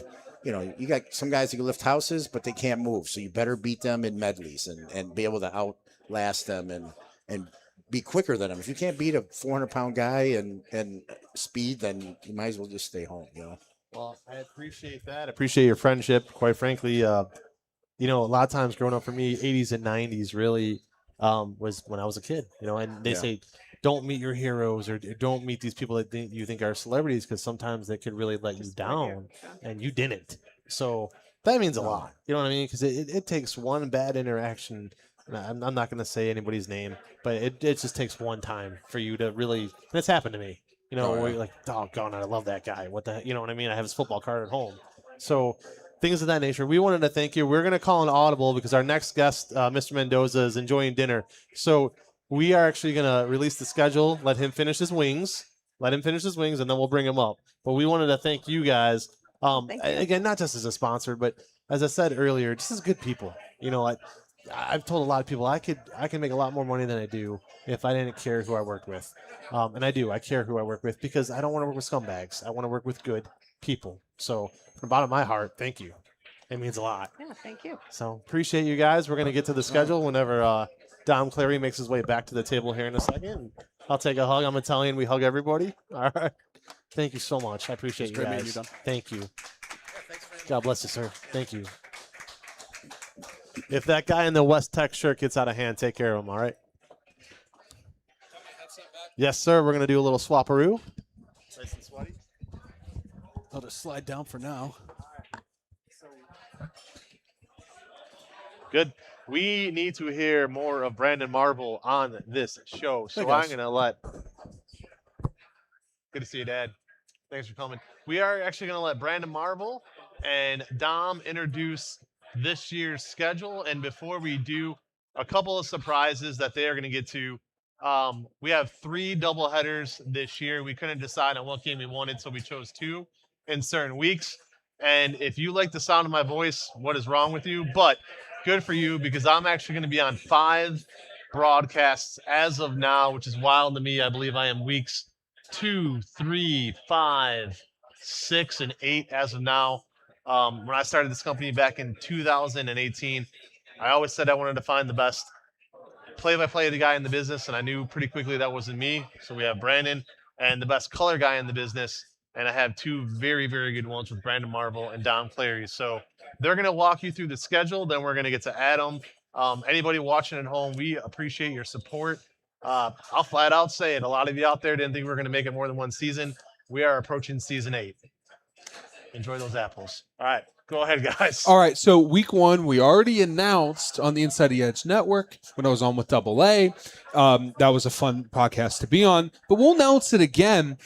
This broadcast crew, Brennan SP, will be on play-by-play, and then me and Marvel will join him on color. It's a game I love to start out with in a stadium that we have grown to love as a crew, Strongsville at Avon Lake. Marvel, how excited should we be for this matchup? And I don't know how much you remember of us checking the score of what happened in this game last year, but it was a thriller we missed out on. Yeah, this was one of those games that you were like, oh, man, like, it was in the mind, but we didn't take it and we didn't go for it. And I believe it was one of the weeks where we had a blowout. So it was kind of like. Yeah, it was that North Ridgeville versus Olmsted Falls. North Ridgeville, who would I say? Olmsted Falls? It's North Olmsted, pardon me. And again, wasn't a particularly close game, close for about a half. But what should we expect from this one that we kind of felt like we missed out on last year? Well, especially with the way that Strongsville ended their season last year and a loss in the opening round of Medina. Definitely not something I was expecting, and I don't think either of you guys were either. I think they're going to come out hungrier this year than they were last year, and that's credit to Coach Jason Trusnick over there and the crew he's got with him. I think this is going to be a hard-fought battle. This is going to be a game won at the line of scrimmage. I don't really anticipate seeing a lot of scoring this year. I believe that Strongsville lost a few of their weapons, as did Avon Lake. This is going to be a big defensive battle in my eyes. And this is a retolling Avon Lake team, too. Had a one of the worst years they've had since I've been covering this conference. They're looking to improve this year. I'm excited to see how that program can build up and carry some momentum and become the Shoremen that we once knew and once loved. Let's go on to week 2. Week 2 is an exciting one where we have 2 broadcast teams. You can tell there on the right there. We have 3 double headers this year, and the first game, the game of the week, Pine Richland from Pittsburgh, Pennsylvania. They will be traveling all the way to Avon as they will be taking on the Eagles. That broadcast team will be the double Brandons. You have SP, right? That's a double Brandon broadcast, I do believe, correct? And that Brandon SP will be on play-by-play. Marvel will join alongside him as a producer and color commentator. And then me and Vince for the first time will be joined alongside each other for football. We've done it for basketball at Magnificat, but now we're taking our talents to Brunswick as they will be hosting Olmsted Falls. Really excited for that matchup. You have the Flexed Bone versus a revamped Brunswick team. Vince, how excited are you to be back on the headset for a game that we expect to see some fireworks from? Yeah, I'm pretty excited for it. You know, to be completely honest, a couple of years ago, started taking some side gigs because I knew you guys had our broadcast handled with Ed Doherty and then Mr. Mendoza over there, and it really brought back my love of calling games. So definitely excited to be back out there with you as well. So I fixed the mic as I talk about it. And then, you know, looking through the rest of the schedule, as you said, Brunswick, he was the, James Boyas was the offensive coordinator at North Olmsted. So know him very well as we carry on to week 3 here. Now, Marvel, real quick, what do we know about Pine Richland? I know little to nothing about Pine Richland. All I remember is that when SP pulled this game out, when we were arguing / deciding on the schedule this season, your eyes lit up, and I was like, what is that school? I have no idea. But it's an out-of-state school, and it's a team that you consider to be pretty much a powerhouse. Yeah. I mean, they're going up against a powerhouse in Northeast Ohio and Avon as well, so they are one of those schools that play those powerhouse type schedules. So this is going to be very exciting to see an out-of-state school go up against one of our powerhouses. I'll jump in quickly, real quick. Avon last year, 15-1. Their only loss was to a team outside of the state of Ohio, Florida. So, they're going to want to represent Ohio this year. Especially at home against a team with great tradition like Pine Richland. Let's go on to week 3. We have another double header. Brecksville versus Broadview Heights. They will be traveling to Berea at Baldwin Wallace as they'll be taking Berea Mid-Park. That will be a Brandon SP and Brandon Marvel game. And then Canfield, or no, that's Brandon SP and Vince, correct? Okay, so you two will be on that game. I'll ask you, Vince, about that here in a second. Canfield and Cardinal Mooney, a game I'm personally excited for. You have 2 teams with great tradition down in Mahoning Valley. Cardinal Mooney we covered last year for playoffs. This year, we want to cover them in the regular season. We're back at the Y at Youngstown State University, the home of the Penguins and the home of Cardinal Mooney. That will be an exciting game. Vince, Brecksville is one of our biggest areas that looks at our coverage. How excited are we? This is the first time in a very long time we've had Brecksville on the broadcast. And when we had them, we were on a different site. We were not on YouTube doing a live stream. It was me and Cole McDaniel back in the day. Now we finally have them back on the broadcast. How excited are you to see the Battling Bees once again? Hey, we're very excited for Brecksville. They are small but mighty, and what I mean by that is it's a smaller city, but their numbers are huge. As the owner of this company, I get to see where all the views come from. They get a ton. Unfortunately, Brecksville, Broadview Heights, if anyone's out there watching, we don't have a single sponsor from your city. That desperately needs to change. So if you own a business in Brecksville or Broadview Heights, please reach out to me. You have a huge fan base. Definitely have to take care of it. And kind of looking, back to Mr. Marvel here, Midview at North Ridgeville. We talked about it a little bit earlier, but River at Normandy, it's a big one as well. And I feel like I skipped over like 2 weeks, so I apologize. Week 4, though. Sorry, Menor at Brunswick. Well, yeah, Menor at Brunswick. That is a game that we love to see. We will have our traditional broadcast crew on that of Brandon SP on play-by-play. Me and Marvel joined alongside him. Let's move on to the next game. It is week 5, Avon versus Olmsted Falls, a game that we are looking forward to. As of now, the broadcast crew will be me and play-by-play, and then Brandon SP and Vince McKee joined alongside me. Guys, that's an exciting one. How excited are we for this one here?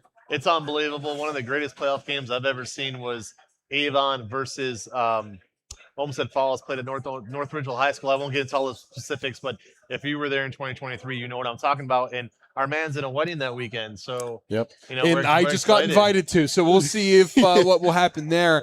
Let's move on to week 6. Midview, they will be traveling to North Ridgeville to take on the Rangers. And then River, they will be at Normandy. And this is a place they love Normandy here. Yeah, we have the helmet right in front of us here today. In the cruise for that, I will be at North Ridgeville with, I believe, you, Vince.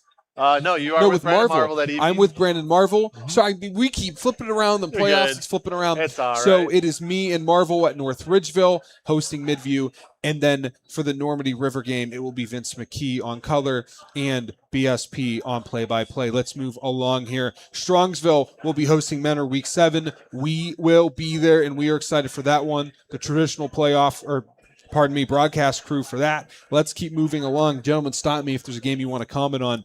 Medina and North Royalton. The first time that we're going to see these two teams play is Medina. Well, they're in a new conference. North Royalton, they're a mainstay in the Suburban Conference. Interested to see how they'll play out. You talked to Coach Larry Laird, Vince. Absolutely. What are some things he talked about with his team this year? Young Without team. revealing too much, make sure to definitely. go on our YouTube channel. Make sure to watch that video. Like, subscribe. We have 21,000 subscribers. We want to keep increasing that and growing this family. Watch that video. Like, subscribe. Vince, what are some things without giving away the whole interview? Coach Larry Laird says it's a young team, but with a lot of promise. Yes. They will get better as the season goes on. Uh-huh. And this is a Medina team that upset Strongsville last year, week 1 of the playoffs. So it's a good Medina team playing in the Suburban League for the first time. So as Dom mentioned, swing over to YouTube. You're already on there. And find that interview with myself and head coach Larry Laird. And Brandon, this is the game you picked, week 9. We're going to let you break down week 9. This is a big one here. Bishop Watterson making its Kee On Sports debut. Yeah, Bishop Watterson is traveling to Walsh, to Canton to take on Walsh Jesuit and the Warriors. These are two huge programs, I haven't gotten to see up close and personal yet in my, 5 years of covering high school sports with a different company, but now with you guys for the last going into year 4 now, year 3, year 4. Year 4 with That's us. crazy to say, but time flies when you're having fun, I guess. But this is going to be one of those games where you expect high-powered offense, a lot of fireworks, balls flying through the air, 50-plus yards, big runs, big hits on defense. I mean, this is just overall a game that it's just two powerhouses in Ohio that a lot of people know about, whether you're in Northeast Ohio or Southern Ohio. You know about these two schools, and you definitely should, and it's going to be exciting to be able to call this game. And let's go on to week 10. It is the Battle of Boston Road. Strongsville, they'll be hosting Brunswick at Packatan Stadium. A game that we ended on last year that ended up being a really good one. This year could be the same. It is the second and final. Actually, it'll be the third time Strongsville will be on the schedule. The most they've been on our broadcast ever. That's the most I think has been 2 in previous years, but it'll be 3 this go around. And then Brunswick, well, they're always featured heavily on our broadcast. Will be the third game they'll be featured as well. Gentlemen, how fun should this game be? This will be another good one. It's a rivalry, and you can tell, especially off last year, that this game means a lot to both sides. I worked somewhere in Strongsville for a little while, and I had kids that went to Strongsville and Brunswick that both worked there, and neither of them liked each other when it came to athletics. They were cordial when it came to being people, but when it came to their athletics, they do not like each other at all, and it's one of those rivalries that are fueled by wanting to beat the other team so badly that it just makes for a fun game. Well, Brandon Marvel, you can't tell people that you have a real job. A lot of people out there think you're a millionaire now. They're going to think I'm a cheapskate. Wait, you're You not got a your millionaire? entire family sitting over there. They're going to think I'm not paying you. This ain't looking too good. But all joking aside, guys, it's a fun schedule. We want to remind everybody, subscribe to the YouTube page. That way, when we go live every Friday night, you will be notified and you'll be able to tune in. So without any further ado, looks like he is done with his wings. Big smile on his face of surprise. All right, I thought I saw someone over there with wings. Bring him on up. Adam Mendoza.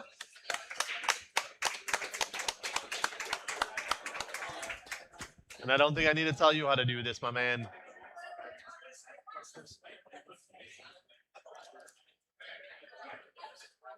How are you, sir? I'm doing well. How about you? Hey. Nice to meet y'all. How we doing? Thanks for having me on tonight. Of course. Oh, absolutely. I'm so used to hearing your voice in my ear. So this is just Yeah, like I'm old always hat. talking to you in your ear. Yeah, it's old And hat. our producer, too. I love it. Chris over there. We'll get to him in a bit.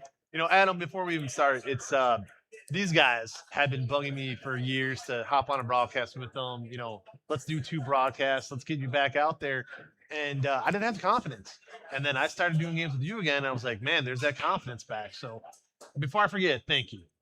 We've done a few games. We did Akron Hoban and Glenville a couple of years ago. Oh, yeah. Last year we had the lovely trip to Akron Hoban, sitting in the stands with everybody because they wouldn't let us go into the press box. That was new.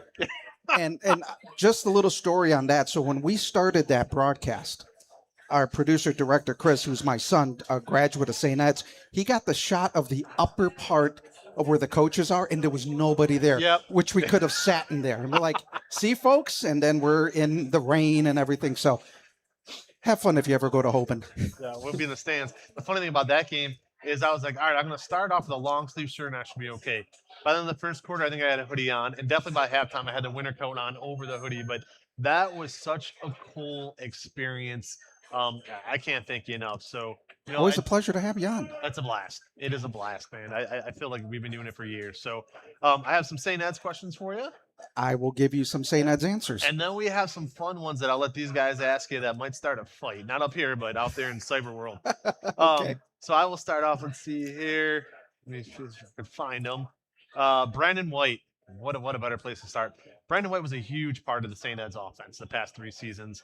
Who could the Eagles expect to step into his role? And back to Brandon, how special was it calling his games? Well, this young man was a very special player. Unfortunately, his junior season, he got hurt in week 4 of the season, was done for the rest of the year. Even though he played 1.5 or maybe 2 seasons out of 3, he still became the all-time rushing leader at St. Ed's. Great young man. Went to Kent State to play football there. I think he's going to do some great things there. Right now, St. Ed's has 3 running backs to try to take his place. Colin Tedesco and 2 other, Ronnie Neal Jr. and somebody else. So they've got 3 guys looking to take his role. Remember, he ran the ball a ton. Yep. And they've got 4 receivers trying to make up for Zach Hackelman, who also graduated and also broke a number of records for St. Ed's. Yeah, and if I'll throw that in there about Brandon White, his sophomore season, when it was the last time St. Ed's won the state title, I'm not going to say he was the reason, but he was a big reason. They had a phenomenal defensive line that year as well. But on the offense side of the ball, I mean, he was just unstoppable as a sophomore. And I remember sitting there watching this kid. I'm like, here we go. And then the following year, as you said, week 4, he gets banged up, and right away, everybody, what's wrong with St. Ed's? They just lost to Glenville, which was on a ridiculous play. But, they lost to Massillon again, and blah, blah, blah, blah, blah. And it's like, wait a second, guys. Few of you realize how tough their schedule is. And then number 2, their best player, in my humble opinion that year, Brandon White, as a junior, just got hurt. So everybody chill for a second. When his sophomore year came about, he played. You had a guess that was pretty large. Yeah, Mr. Okay. Pope. Yep. That offensive line made him look tiny. True. That year, his sophomore year, they averaged 6'3", 6'4", and they were close to 280 to 300 pounds. All of them went twins, these. correct? Armstrong twins. The Armstrong and the twins. Young man who went to Michigan. Yeah, Roebuck. And Roebuck. so they just had beasts on the line, and they've got that again this year. They've got big kids on the front line. So I think you're going to see a lot of running again from this offense. You've got 2 quarterbacks going at it right now, Langston Lucas and Joe D'Ambrosia. Last week at the scrimmage against Menor, D'Ambrosia ran for over 100 yards. He had I think a 50 and a 70-yard touchdown run. Langston Lucas was throwing the ball very well. So, and the defense, they're way ahead of the curve right now. Oh, it's nice. I mean, Coach Pappas, I don't doubt that for a second. No, they've got a new mantra this year. 11 is 1. Love So it. So if you ever go to a St. Ed's game or you watch it, every time that defense comes out onto the field, they blow a horn. They're like the Spartans. We are Sparta. That's their whole mantra going into this season, 11 as 1. And Coach Pappas is probably one of the best defensive coordinators in high school in the state of Ohio. Oh, yeah, no doubt about it. I mean, and a lot of people said to me early on, hey, why are you covering so many St. Ed's games? Did you go there? A lot of people thought I went there. I'm like, You want the "No." pizza. Yeah, the pizza's good. It's only Domino's pizza that's actually decent. But like, it was you get caught up into the motion of it, right? I started covering St. Ed's a lot in 2021, which is the first year of the title, the 3-peat, right? Yeah. So getting to see all those kids go through that system and graduate, it's definitely an atmosphere that brings you in. Now, you mentioned the quarterbacks. One of the players that the last couple of years, it was the main man to throw it to, obviously Zach Hackelman, one of the all-time great Eagles receivers, at least since the 10 years I've been covering high school football, no longer there, who you'd expect to see step into his role. Joe Moore, tight end, 6'6", also plays basketball, and Dason Williams. You're going to see him come out of the backfield a lot. He'll be in motion, has great hands, got in a lot of reps at the end of the year last year when Hackelman went down with an injury at the Hoban game. Joe Moore is going to be a pivotal part of the offense in that H-back position, the tight end coming in motion, and at 6'6", you don't see that many big tight ends, so he's got good hands. He'll catch it. The other person that you're going to have to watch out for is Landon Leamer. Now, people will know him as the hard-hitting defensive back. Right. He is going to play both ways this year, and for a teenager, he is a specimen Yeah, he is. of an athlete. Absolutely. And shout out to Landon Leamer's stepmom. She's actually a sponsor of ours. Oh, nice. And I put it together after I made the sale, so I don't want anybody to think of anything crooked there. She owns, I swear to God, she owns Pink Aqua Power Wash. And we were talking, she's like, and she brought up the St. Ed's thing and put 2 and 2 together. So, no, that is great. So I've given you a couple softballs to start you with. All right. All right, now I'm going to throw you a curve for a second here. All right. Let these guys talk, then we'll come back. But the past few seasons, the Massillon Tigers have seemed to have the number of the Eagles. I've been at every one of those games. How does Eds get back on the winning side of this? Have more transfers than they do?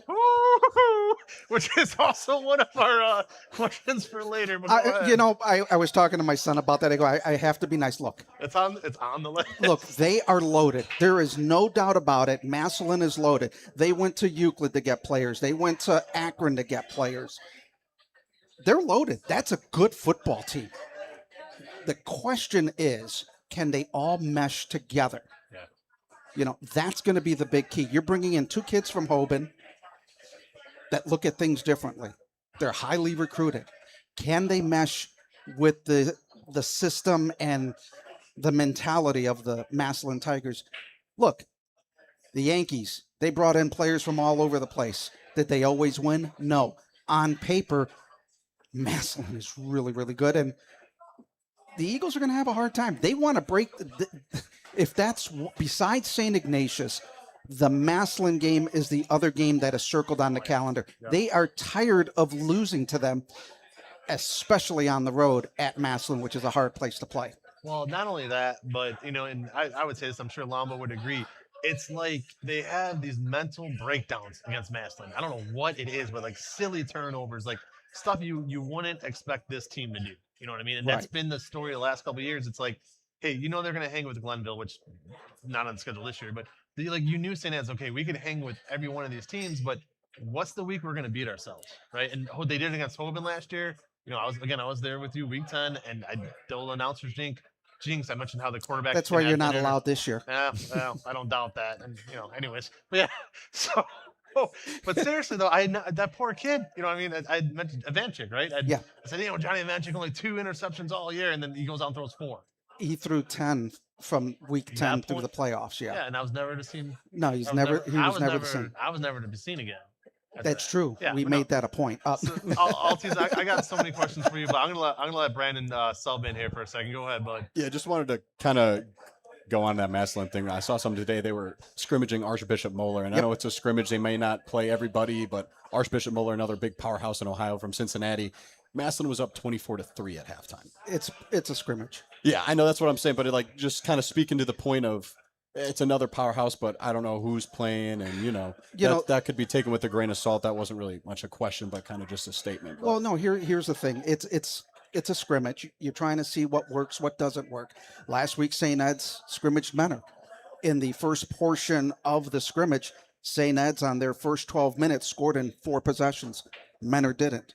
Then when I think they scored one in one of their possessions. And then when they got to the game portion, it was 28-14, but St. Ed's clearly had their way with Menor. Not to take anything away from Menor. They're a young team. They've got a whole brand new offensive line, quarterbacks coming back.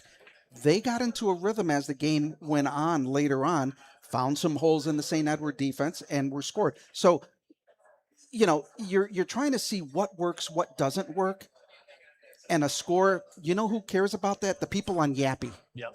Those are the people that care. They're going, oh, hey, we're going to do this. Look, somebody on Yappy wrote the other day that, they can't wait for Massillon to come to St. Ed so they can stomp on the L. And then somebody wrote back, they're playing at BW. So there's no L at BW. No, So I don't think there is. You have to. I mean, every time in the preseason, you take it with a grain of salt. You're just trying to see what is going to work, what in the system is gonna work for the team. These kids have been hitting each other for the last month. They get to finally hit somebody else, and it's as Coach Matt Gray from Mentor said. He goes, one play at a time. We get better with each play as the day goes on. That's the whole key of it. Well, I'll throw this out there. 2016, the Browns went 4-0 in preseason. I'll leave it at that. That's how little Preseason preseason No, mean anything. as a former high school player, someone that went through this. My junior year, we and I'm from Pennsylvania, in western, about an hour north of Pittsburgh, so smaller area. Went What to town? a decent school. Hickory was the high school. Okay. So Farrell's playing Massillon this year. That was Okay. one of the schools in our area. Okay. We tried, but you want to break the news to them? We tried for that game. We tried for Farrell. Oh, versus really? Massillon, and we were told Stark County only. Yeah. But we scrimmaged a school called Grove City my junior and senior year. Junior year, we were horrible. Coaches scolded us, said that we were bad. We were horrible. We got blown out. We didn't lose a single game until the playoffs. We were undefeated. We were the number 1 ranked team in Pennsylvania for a reason. My senior year, we blew them out. We won 5 games. So sometimes at these preseason games, truly, you can read too much into them, right? It's really hot out. You're not going to play a game hotter than because a lot of these games are played during the daylight, in the middle of the day. So, like, from your experience, and you kind of mentioned it already, how much do you read into it, or is it more of you kind of look for the kids that are on the fringe of are they going to start or not? That's what I look at. Last week we were doing a walkthrough with our broadcast, and I wanted to see, 3 running backs. Who was going to take the lead in running the football? Which quarterback was going to do better? So it's these little things that you look for. Which kicker? Yeah. We have 3 kickers going after the job. Which who knows how important that could be. Right. Because, I mean, I know it's a quarterback thing. If you have 3 kickers, you don't have 1, right? So I know it's a quarterback analogy. But if the starting kicker struggles, the backup kicker may not be any better. So knowing the answers to these questions in the preseason are so important. Right. And then the punter. I mean, St. Ed's has the largest punter in the state of Ohio. He's 6'1", 6'2", 300 pounds. And he can kick the living tar out of the football. He's the starting center. Yep. So is this Landon Wakeham. Is this the situation that Penn State had about a decade ago with their punter, where it was that big kid that used to lay people out on kickoffs? Yeah. But this kid he's a really nice kid, but he can really kick the football. And he's been like that. When I saw him kick as a freshman, I'm like, you've got to be kidding. This kid just booms 50, 60-yard punts all the time. No, I have a more in-depth question for you. But we talked about with Massillon recruiting guys, and not saying that this is you or you're putting these on you, but I talked to some Eds people and they were complaining about Massillon recruiting. But how fair is it for a school like Ignatius or Eds or any private school to really and I understand Massillon's a public school, but getting on another school for bringing kids from other counties, because almost isn't an even playing field when that's happening with other schools. Not saying I agree with it because I don't, but almost is it more of an even playing field when it happens? They're open enrollment, so anybody can go there. Yeah, gotcha. Do I have a problem with it? No, but when you look at it, and these are just my opinions, not of the school or the football team. Yes, go ahead. When you get a kid from Euclid that's going to go all the way to Massillon to play, and this hasn't been the first time. You had a kid that was at Glenville. He went to Massillon to play. Look, if a kid wants to choose to go there, that's his prerogative. I think if we would have seen these kind of transfers at St. Ed's or St. Ignatius, people would have been really scrutinizing. Sure. Because it's that different thing. But, they went to where they thought it was going to fit best for them. Yeah. So they can do whatever they want. Gotcha. They can, that's, people criticize the Catholic schools. Yeah. There are people that criticize some of the public schools. Yeah. So the question becomes, do these transfers fit? Here's a case in point. Jameer Everett Brown, big wide receiver going to Ohio State, plays at Huber Heights Wayne last year. We saw him play. He leaves the school in January to go to Big Walnut. Yeah. Runs track for them. The OHSAA says, hey, you're good. What does he do come fall practices? He's back at Huber Heights Wayne. I know he's going back to his home school district, but you got to figure out, well, why'd you leave in the first place? Yeah. And so I'm going to ask one more, and then I'll back off so you guys can get more involved. But again, this leads to another question here that could be highly debated. Okay. Private school, public school, separate playoffs. No. Separate championships. No. You know what'll happen? And I'm going to be really honest with you. Go ahead. If you separate publics and privates, remember, there's only 5 Division I private schools. Maybe there's 25 private schools in all the divisions. You go public-private, and I've talked to a number of people, and the first thing they said is they will leave the OHSAA. The OHSAA cannot afford that, because if you leave, then you know what it is? You're like New Jersey, where you can recruit and you can get a kid that comes to your team one day before the season starts. That's how bad it is in New Jersey. They have public and privates in playing. Ohio, I don't think would ever want that. Yeah. Because money drives everything. Of course, yeah. Now, and we see that with college. College is out of control right now. And it's not like the privates are winning everything. Look at the last 2 years in Division I. It's been Olentangy Orange and Olentangy Liberty that have won. Olentangy Orange didn't do anything for. Sorry, go ahead. So there is an even playing field, and it depends on how teams are going. And what's weird is it's like in the middle there. Where you could look easy at the history of Division I and point there's times where Ignatius has dominated, Eds has dominated. Some of the schools in Columbus and Cincinnati have dominated that are private schools. But you look in that middle, it's not really the case. Now, once you go to a lot of the smaller schools, it is what it is. Sometimes you'll see some private schools that are really good, but a lot of times, especially where I'm from, they can't even field a team because they can't get kids to go there. I mean, if you're looking at a small school like Adelphia St. John, usually they'll have their run once in a while. Yeah. Back in the early 90s, St. Mary's Central Catholic out of Sandusky. Yeah. They had their run. You know what they're doing now? They're playing 8-man football because they can't field a team. There was a school called Kennedy Catholic. They had the I've seen them. Okay, I've seen them in basketball. Because they played you in basketball. I was at one of those games. I think it was 2015 with Sheboy, the big kid that went to Kentucky. I was at their game in Erie, Pennsylvania, at the Burger King Classic. That kid was a monster. Was it Sagaba or was it Oscar? Oscar Sheboy. Oscar. So. Fun fact, Oscar Shoeboy saw me in a Teletubby costume once at a basketball game. So that school, you just mentioned 2 guys that went to West Virginia, and then Oscar went to Kentucky. He's the best player in college basketball. He's in the NBA currently. That school barely has enough money to stay open. They are struggling so bad that they brought back a football team after a 10-year hiatus. Only had 15 kids, shut the program down after 3 years. They're now playing 8-man football in Ohio.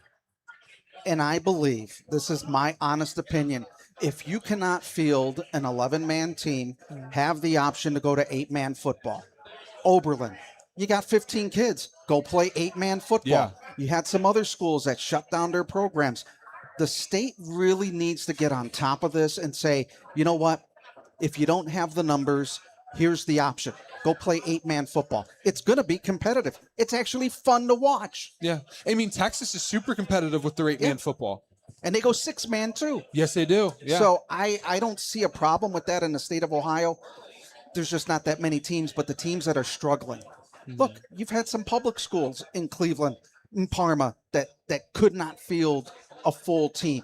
Why not have them have the option of playing 8-man football for a year? And if the numbers grow, there's a certain criteria.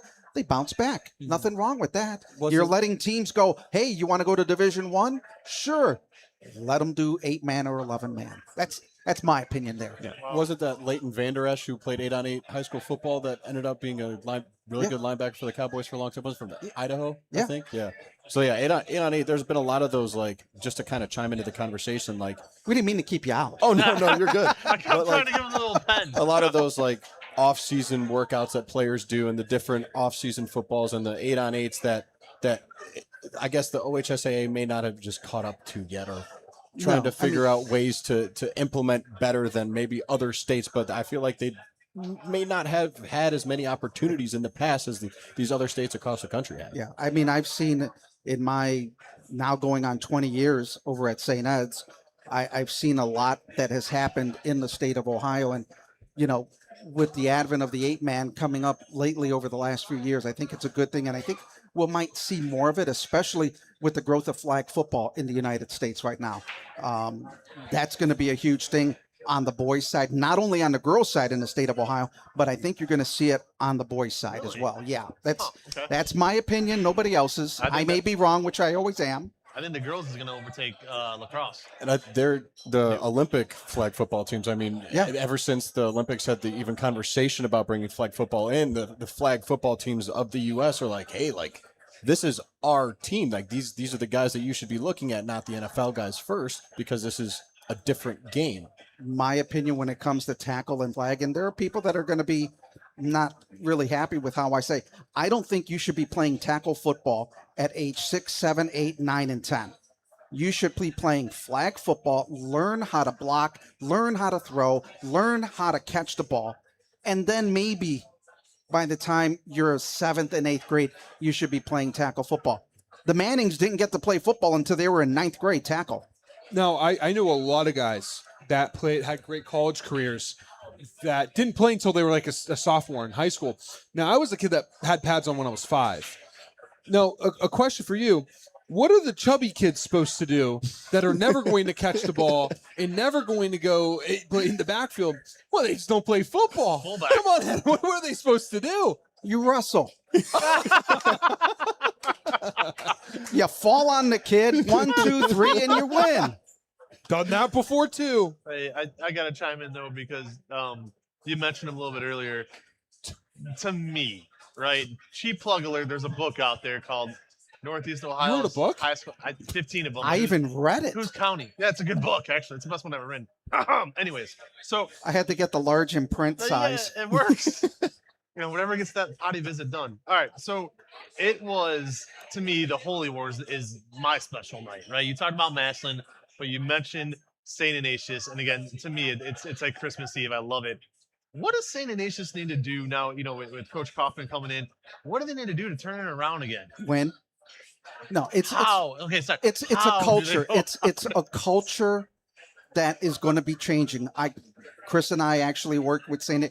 Here's the funny thing. So last year, our company, we contracted with St. Ed's to do all their broadcasts. Right. Then we also contracted with St. Ignatius to help them on their broadcasts. And people said, hey, their money is just as good as anybody else's. So we said, yeah. But we saw a difference in the culture. They just need to change that culture. And I think Coach Kaufman is going to be able to do that. I hope so. I do. I noticed it too, and I'm not here to bury anybody. That's not what this is about. But I noticed it too, being down on the field pregame. I grew up with Chuck Kyle. People have often said, why is St. Ignatius your favorite high school? And I flat out tell them, when I was a little boy, like real little, my cousin Tony was in the marching band at St. Ignatius. So my first taste of high school football was St. Ignatius. That's what I grew up with, right? I fell in love with it when I became a writer. I reached out to Coach Carl.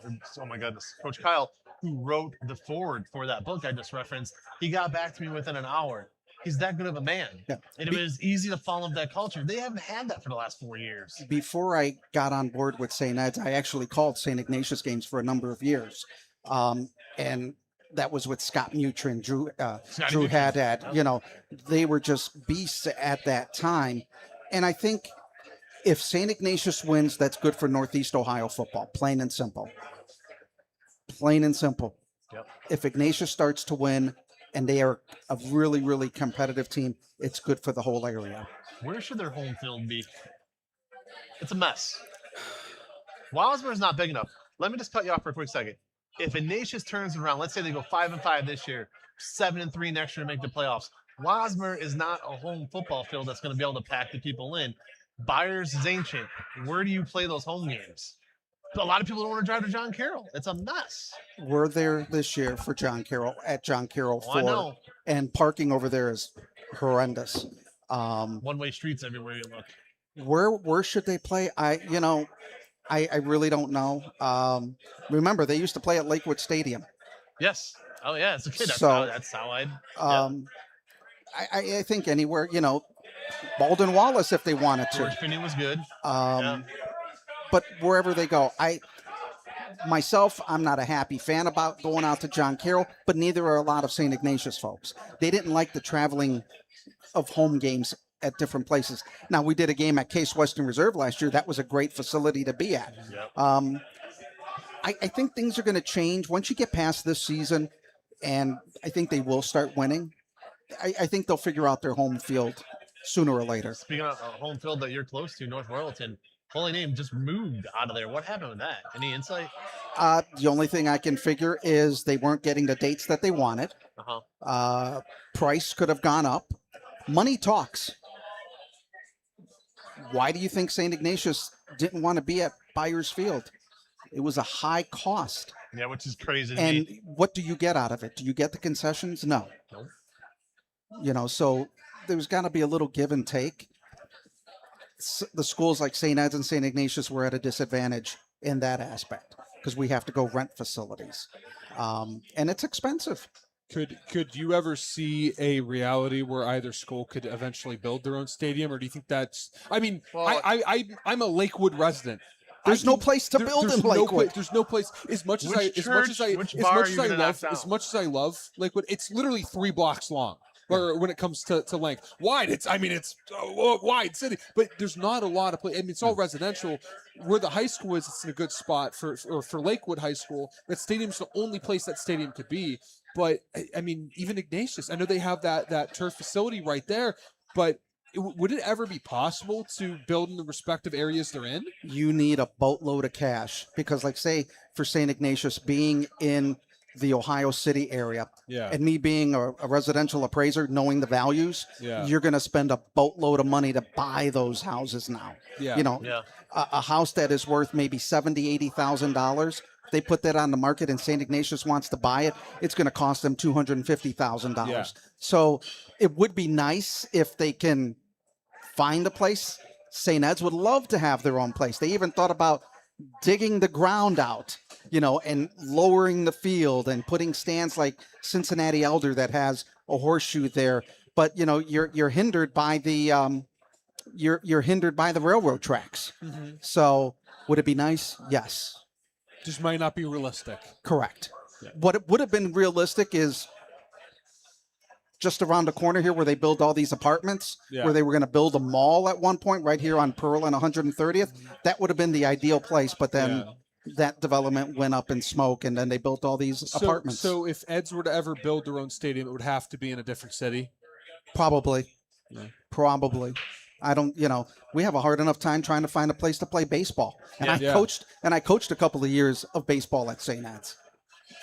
No, I don't know the relationship here, but because I know you guys have. Did you guys play all your home games at Lakewood or just some of them? It depends. Okay. Sometimes, like week 5, there's the Lakewood band competition. Gotcha, so we have to go elsewhere. We've been to Fairview. But it's mainly your home. Yeah, that's our home. So can you use? But this year we're using Baldwin Wallace for a couple games. Yeah. On I'm assuming when they're away, on Saturdays, or what do you No, play these Fridays? we're playing Friday. So we have Maslin and McKinley at Baldwin Wallace. There's going to be 10,000 people for that Maslin game. Is someone that has played that stadium and have seen? I mean, I know Baldwin Wallace doesn't get the biggest attendance in the world. I've seen that homestands, no seats. Right. It's going to be even bigger for that Ed's game that you're talking about. I mean, the Maslin folks have called us early in the morning. When can we arrive for tailgating at 7:30 in the morning? And there's no parking there. No, there isn't. And someone that when Berea Mid Park has home games, they would park in my driveway. So charge $10-15 a person. You want to park here? Fine. They charge at the school. They do. Look, if you go to Canton to the Hall of Fame, everybody that's lined up around the football facility there, they charge $20 if you want to park. Yeah. I would. That's a great entrepreneurial thing. I can tell you right now in Lakewood, I'm sorry, what am I saying? Holy War last year or 2 years ago. Last time was at Lakewood. It's last year, right? Yes. Holy War. And then Massland last time I was at Lakewood. I actually got there about 5. You're Maybe- late. Yeah, exactly. And because I think maybe even Texas Chris wouldn't even you come to the game. I'm like, I'm in the parking lot. Yeah, and I had a wrestling magazine. I was just chilling. we get there, what, 3-4 hours before a game? At least, at the Yeah. absolute latest. Have to. And that's Chris. That's why I wanted to bring you up. For everybody watching at home, this is Chris Mendoza. I've often told people, and this is the truth, for me, a Friday night doesn't really begin until I leave the stadium to go home and work. And I'm up till 3 a.m. editing stories, sharing all the nonsense I have to do. It's a struggle, but I'm doing it at 44 years old with a wife and 2 kids.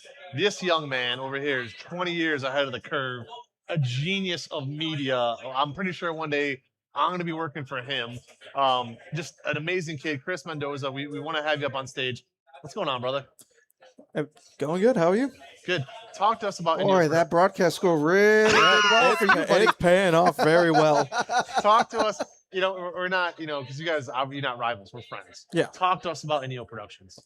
NEO Productions has just started from branching off from the Eagle Sports Network that when I was a student there, we wanted to continue doing the broadcast. So me and my dad decided to form that. And ever since then, we have done a lot of games over a lot of sports for multiple schools. St. Ed, St. Ignatius are the big ones. We've done basketball for Brunswick. We've done basketball for Spire Academy. And we are just still looking to continue to branch that out. And Go ahead. And then this year we just contracted with Baldwin Wallace to do 4 of their games.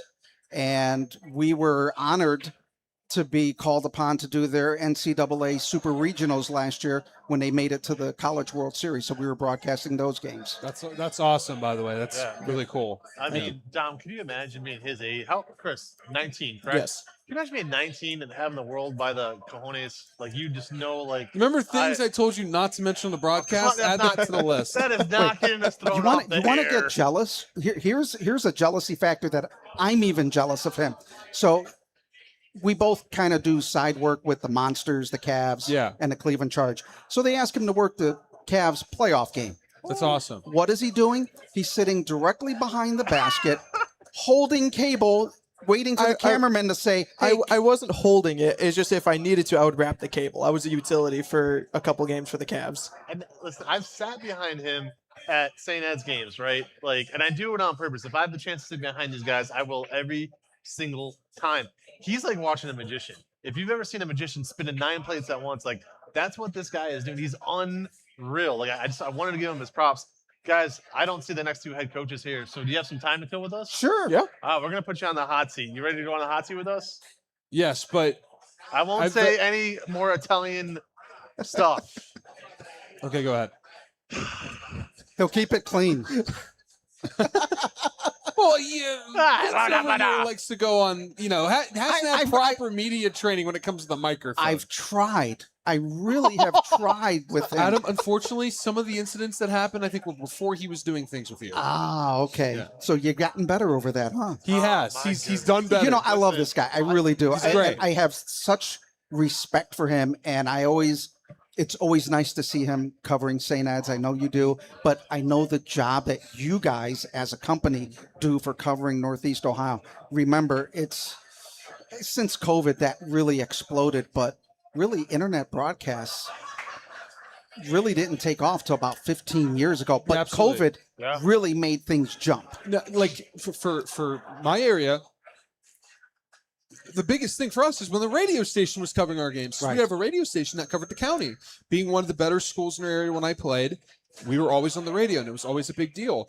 Once a year would be on local television that would air in Youngstown, not even in our own area, in Right. Youngstown. And that was cool too.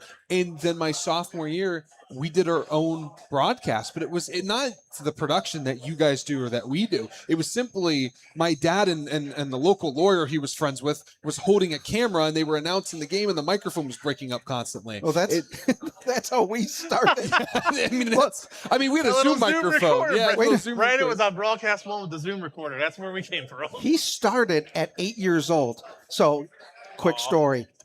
So we're doing basketball. Donnie O'Toole is my analyst for the games, and he would run the camera. So the play goes to the right. Oh, he's got it. Then he starts talking and gets excited and the play's to the left and he forgets to move the camera. So he ends up taking over at 8 years old. He's like, he jumps in, give me the camera. He starts doing that. And it's been like that ever since. Oh yeah. Since he's been 8 years old, 11 years on broadcasts. I bring my daughter with me, not to football. That's the only location I don't bring her to is football play boxes or press boxes. But I bring her to basketball, lacrosse, whatever else, because I want her to soak it in. And I'll tell you what, we're going to get off track here for a split second. I promise to bring us right back on track. But what it did with Chris and what I see it doing with my own daughter, Maggie, is it shows them how to talk to adults at a young age. It shows them how to be on time, how to be respectful, all those good things, right? So not every kid's going to be an athlete, but there's other ways to be involved with sports and in the media end that is probably going to make you more money and keep you healthier and out of trouble and everything else. And I'll tell you what, like, I'm seeing you do that with your son. And, as I tell Ed Doherty all the time with Kate, when I saw Kate in press boxes as when she was younger, like, those are the things where I look at myself. I'm like, man, if Maggie wants to be around Daddy, I'm going to make it happen. Trouble just entered the building. Absolutely. So we're going to do something I wasn't planning on doing. You want to have some fun, Coach? All right. Chris, love you to death. You know this. We're going to give you the boot. All right, that's fair with me. We're going to keep your hair, and we're going to bring Coach up, and we're gonna really switch this around. I'm going to give you both the round table questions. Oh, that's fine. Sound good? Oh, Coach Unick is come on up. Coach Unick is a great guy. No. Come on up. Come on up. He's one of the few coaches that when I ask for stats, he gets them to me. I have to beg. How are you, Coach? I'm doing well. Good to see you. Now we go back, Coach Unick and I go back quite a bit, back to that 2010, 2015, where he was the offensive coordinator at St. Ed's. Yeah, that's true. So I have so much respect for what this man has done, not only at St. Ed's, but what he has done at Berea Mid Park with that offense. And it's a great offense. I appreciate that. Thanks a lot, Adam. Thank you. It's Now, great to see you. just speaking of the offense, can I ask the first question? Because I'm an offensive guy. I love offense. Fire away. All right, so we covered your game last year against Avon. I know you, Coach, by the way. Sure. Sorry. Oh, great to see you guys. Thank you for having me. Thank you so much for I know having you me. guys fell short against Avon, but you guys had an offensive explosion there in the middle of that game. Sure. And you had, I believe it was 3 young wide receivers that really showed up. And I believe the young men that I'm thinking of are returning, I do believe, this year. Yeah, we did lose one. Tyson Clay tore his ACL over the summer AAU Sorry to hear basketball, that. which is a hit for us. But 2 of them return: Andre Alexander, Nick Reese. Nick Reese was all Ohio player, and so those guys return. And then we got some young guys that I think are kind of filling that void. Did a really nice job in our first scrimmage. Did a nice job today. So I think big things for them, which is good. Denham Gray will be a sophomore, will play on the outside for us. It's like about, I think, 6'3.5", really good-looking kid. Done a nice job earning a spot there as a sophomore. And then we actually had a transfer student in, luckily. Adonis Scheider's his name, and he'll fill in the slot for Tyson, very similar player to Tyson. So we're hoping he can kind of fill that void. But, yeah, we're lucky to have kids coming back. A lot of veteran leadership. I think we return 18 starters, so it's a good opportunity to have a good year. But it's also higher expectations, and kids need to, realize those expectations. How fun is it to design an offense when you have wide receivers like that? Well, And it always seems like you guys, no matter if it's the starter one week and the backup or a different kid rotating at quarterback, you always have a quarterback that can heave the ball down the field. It's been like that every time we cover you guys. So how easy is it to game plan your offense when you have an explosive attack like that on the outside? I'm really lucky that my assistant coaches do a hell of a job with regards to coaching up those kids and prepping those kids and what we do, and lucky to now that I've been there long enough that a lot of our kids are running the similar scheme that we run in the younger levels. So it's a little bit easier to plug and play kids as they get older because they're used to doing the same stuff that we've been doing for a while. So like they're running the same offense potentially in our youth program, but particularly from 7th grade on, like at a boiled down level. So to have that experience into what we do has allowed us to be successful. And thankfully, now that we've had some continuity in our coaching staff, we've done the same thing defensively. And I think that's where we're starting to make a big jump, which is making us a much better team. So, but it's a lot of fun. I mean, I like to sling the rock, so it's a lot of fun to have the kids that are in there that can catch the ball. And our quarterback coach and our wide receiver coach, John Lyons and Ryan Edge, really do an awesome job prepping those kids. So that, to me, it's a lot with great kids, but it's just as much important to have good coaches that are really bought into what we do and build that in the kids. So, on that note too, you had mentioned the quarterback thing. And it's funny because you've been with me since 2021, right? Yeah, he when I had- was at Baldwin Walls. Yep. He had two gunslingers before that. I started in 2017, and one of the first teams I ever covered was Berea Mid Park. One of the first coaches I ever made friends with was John Hunick. And so I've seen Trevor Brzezinski, Luke Devins, Dylan Pavishak. I know I'm missing one of the obvious ones, but I've seen it's his offense. The kids obviously have to perform it and everything else, but there was this kid Trevor Brzezinski, and until Drew Eller came along, I would have said Trevor was probably one of the best pure throwers, pure athlete quarterbacks I'd ever Yeah. seen. So I mean, you've when been you're blessed. the offensive player of the year in Division One, your team's 5-5. You're probably pretty good. So I mean, Yeah, it's- I mean, you were, and I love you, man, but you were losing games 62-56. You know what I mean? Yeah, like, it's- like what can as you a head do? coach, that's not great. What can you do, It's right? nice to score points. Neither as a offensive coordinator. No doubt. That brings up a sore subject of a 62-56 game. Yeah, no doubt. So back before he was at Berea Mid Park, when he was coaching at St. Ed's, and you talk about Drew Eller, there was that 62-56 game at Byers Field Yeah, where lost to Mitchell Trubisky. Mitch Trubisky Against there. the Nations, right? No. Against This was against That was Menor. Yeah. St. Ed's and Menor. St. Ed's and Menor, yeah. So he knows those kind of high slinging games, and I'm sure that drives you nuts. Yeah, it's tough because I think the offensive coach in me loves scoring points. The head coach now in me hates losing games. Period. So the sad thing is I think I'd still rather be in a shootout game than being in like a slugfest. You know what I mean, 14-21. But at the same time, I'm coming to realize as I'm becoming more of a veteran head coach that what's matter is winning. So that's the key thing. So trying to cater what we do on both sides of the ball to be successful. And I like what you have done culture-wise over I at Berea appreciate Mid that. Park. We've run into each other for the last couple years in the playoffs, and I know Coach Lombardo has the utmost respect for you, and I know I have the utmost appreciate respect that, for you Adam. for what you've done. I've known you for a while, but we don't talk that much. But the respect is there, and what you do for that program and that community says a lot. And I think the big appreciate key, that. what he said is 6th, 7th grade. It's the same system, and that's how you get players. Menor did that for a number of years. Everybody in middle school, or grade school, middle school, high school, they ran the same system, and it's a great thing that I you're doing appreciate that that. same thing at Berea Mid Park. Yeah, the hope is that it becomes successful and we build continual success. I mean, that's really the goal. So, and I think we're starting to get there, which is nice. Well, listen, guys, before we send Adam on his way, we want to thank you. And actually, I'm going to say stick around all night if you want, because we got some questions later, but hot seat questions. But I just realized something sitting here, fellas. It's probably the first time this might ever happen, and probably will never happen again. We have four big time wrestling fans sitting at the same table. I don't Oh, yeah, see that heck in yeah. a million years. Let's go. I didn't know that, this Adam. has Oh, nothing- yeah. Oh, that's this awesome. I'm sorry, folks. People at home are like, "Oh God, here he goes again with this wrestling nonsense." But I can't. I went to the can't first not. WrestleMania. Oh, that's at awesome. Public Hall with That's my awesome. dad. God, that's awesome. It was on closed circuit TV. So we sat at the end of the bowl, up in the upper deck of the Public Hall, watching the first WrestleMania. So I got to ask. So you I'm guys. old. Wait. So Dom, That's you ready? awesome. Before we sub you on, get Brandon back in. All right. This is a yes or no question, and I want the three of you to say either yes or no. The first thing that comes to your mind. All right. Are you guys ready? Yeah, go ahead. Is Brock Lesnar really retired? No, they'll bring him back No. for stuff. Yeah, I think his body's given out. Think so. Yeah, I think he's done. Boy, I wish my body would be like No that and doubt. give out. I'd be happy if that was out for me. I can't. All right, one more. I'm gonna think of a good one here because I'm never getting this chance again in a million years.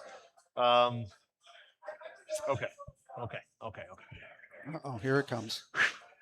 Will Vince McMahon ever be on WWE TV again live? No. No. Woo, you guys didn't even think about that one. Yeah, no, he's done. Yeah.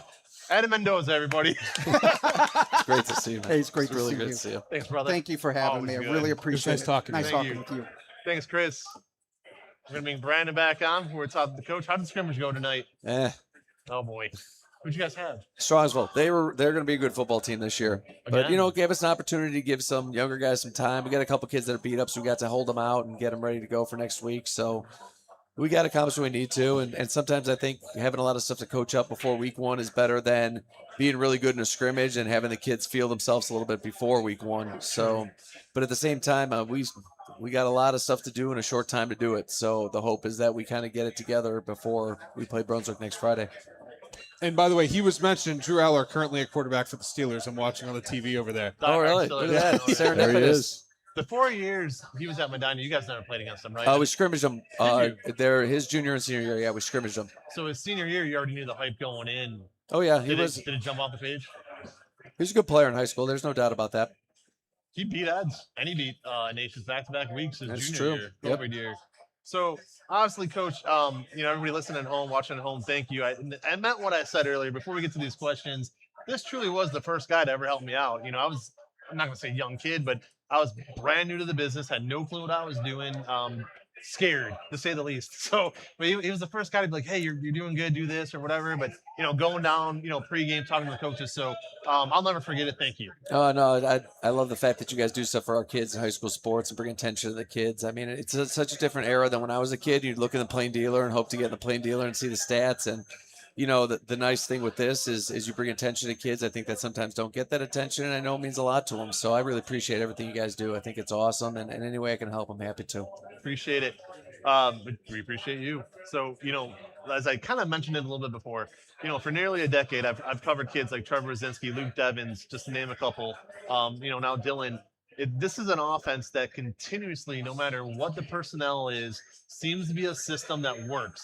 What do you really attribute that to? Well, I think it's a commitment of the whole offense to move the ball and score points collectively as a team.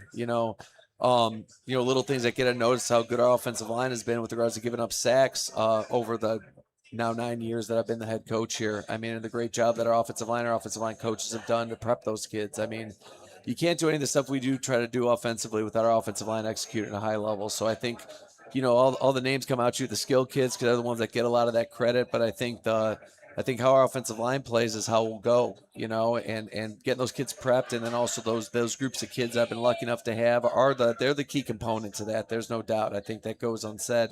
But again, it's a commitment to the kids doing everything at a high level every play and being focused on the details. I mean, you're right. It's a system that we develop, but it's more than just drawing stuff up X's and O's. It's the small details with the specifics, how we're running routes, the specifics of how we protect, the specifics of what the quarterback's looking for that work together to be successful. And it's our kids' commitment to doing that at a high level. I think that's really made it go. So, staying on that topic for a second, Dylan Pavishak, hopefully I'm not butchering his last name. Pavishak's good. Yep. You got back at quarterback, but he got thrust into action last year. It wasn't something you guys expected. And then once he took the reins of the job, that was kind of it.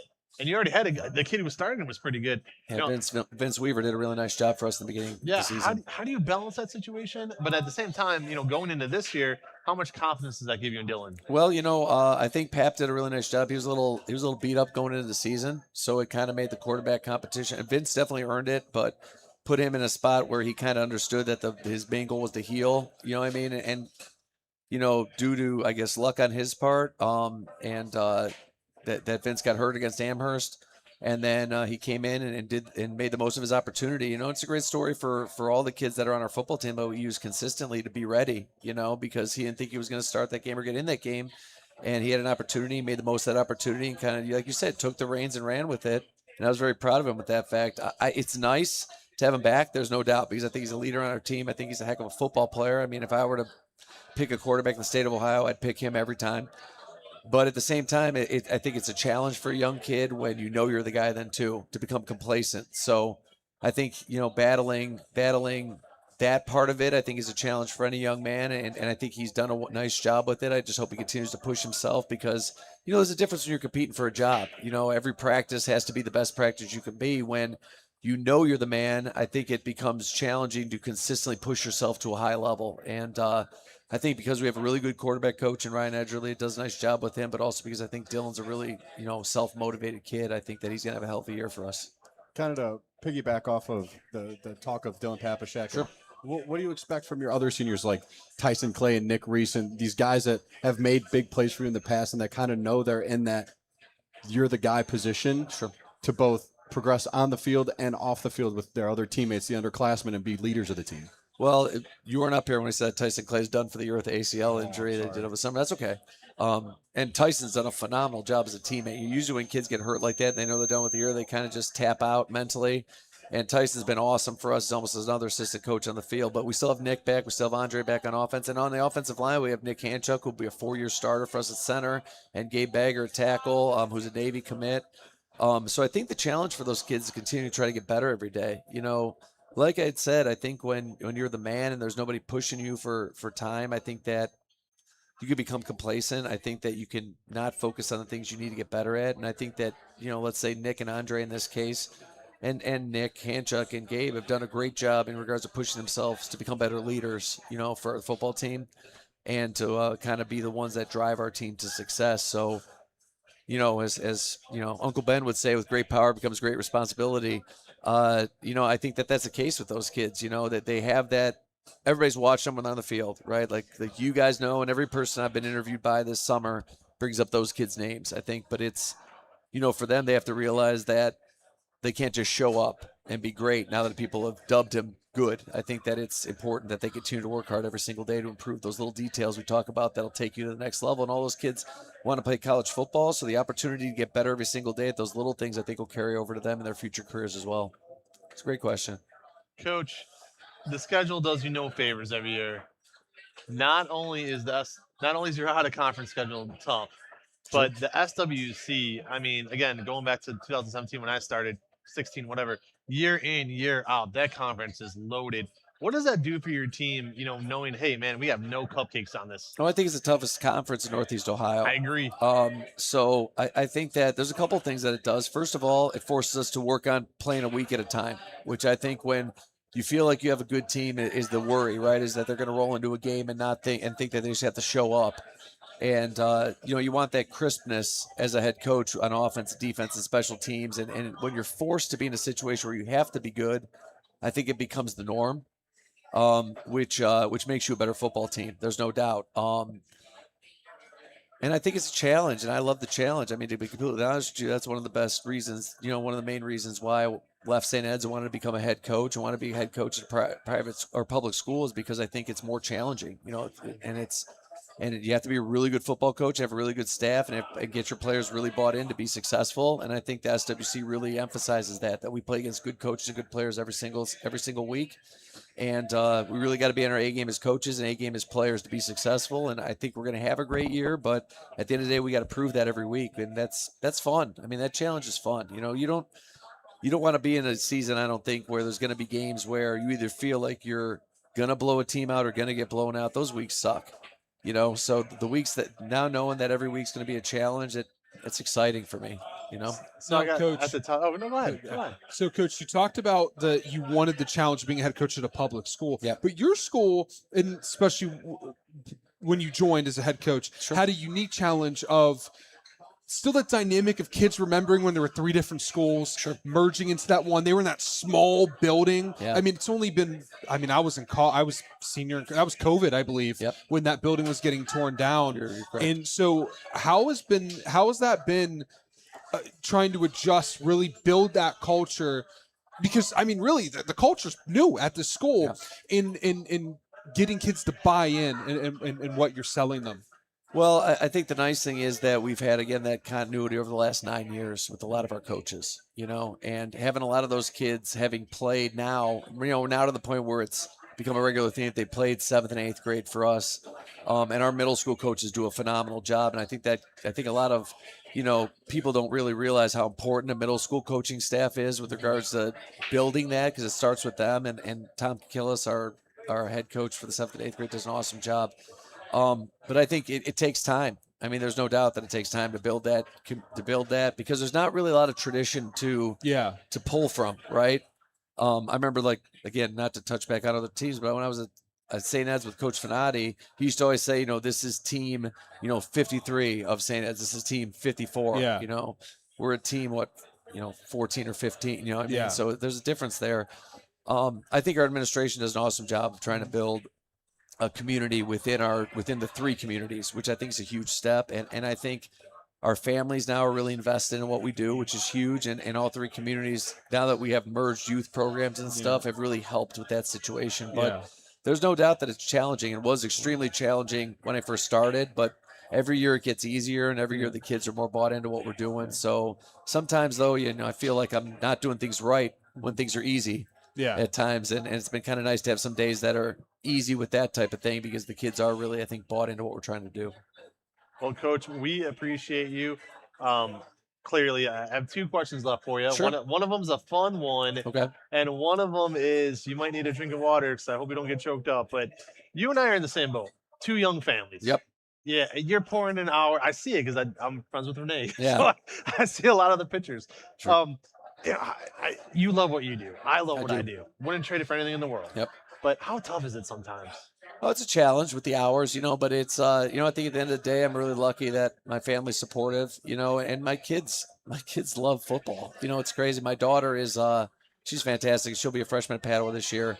And, she just loves football. I mean, today I think we were driving to her pole vaulting clinic, and she's asking, we're talking about players and in the NFL and what the schedule's like, and are we going to get the Sunday ticket again? Because I want to be able to flip games and stuff on Sundays.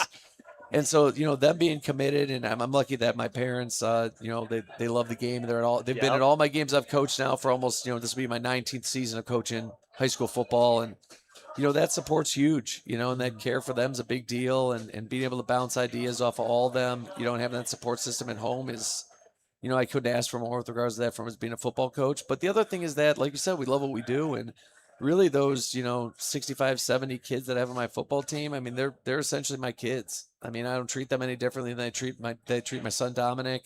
And the coolest thing too now is, over the summer he was working out with the team at times. He's getting older, and what a great job those kids did taking care of him and kind of keeping an eye on him. And I don't think anything made me prouder of my players, that my son comes home and knows their names and, watches them and says all the good stuff they do. And they're such a great example for him. So that makes life a lot easier. I still get frustrated as heck at my players. There's no doubt about that. Just like I do my son, and my daughter. But it's, I'm lucky to have that environment and have that community there and have a support system at home that kind of keeps me going with that stuff too. No doubt about it. It's wild to me because, one of the first games I ever covered of your team was in 2016, and Baczynski threw a Hail Mary to beat North Olmsted. I'm sure you remember that game, right? But I had not introduced myself to you yet. But I remember the following season, opening night, you eventually did lose to Strongsville, but it is one of the happiest memories because that was actually the night for me that I fell in love with high school football. Guys, Johnny Major was the kid's name, I believe, of Strongsville's quarterback. Yeah. They put 28 up on Bremen Park. And again, I'm sitting there and I'm like, oh man, it's going to be ugly. I'm like, what a clunker for week one.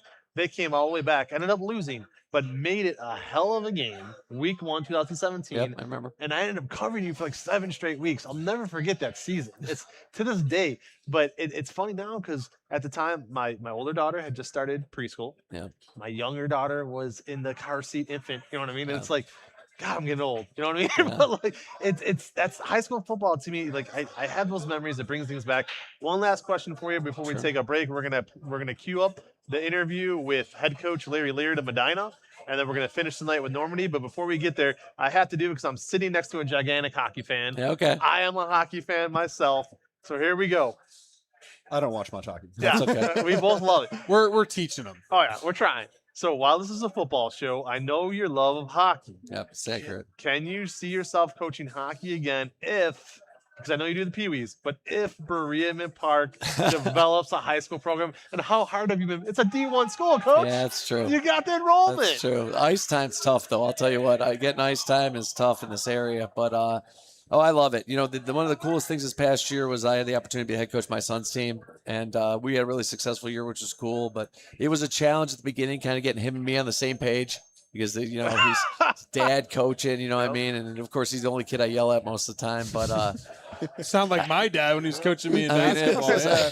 He yells at me all the time. I'm 20 years older than him.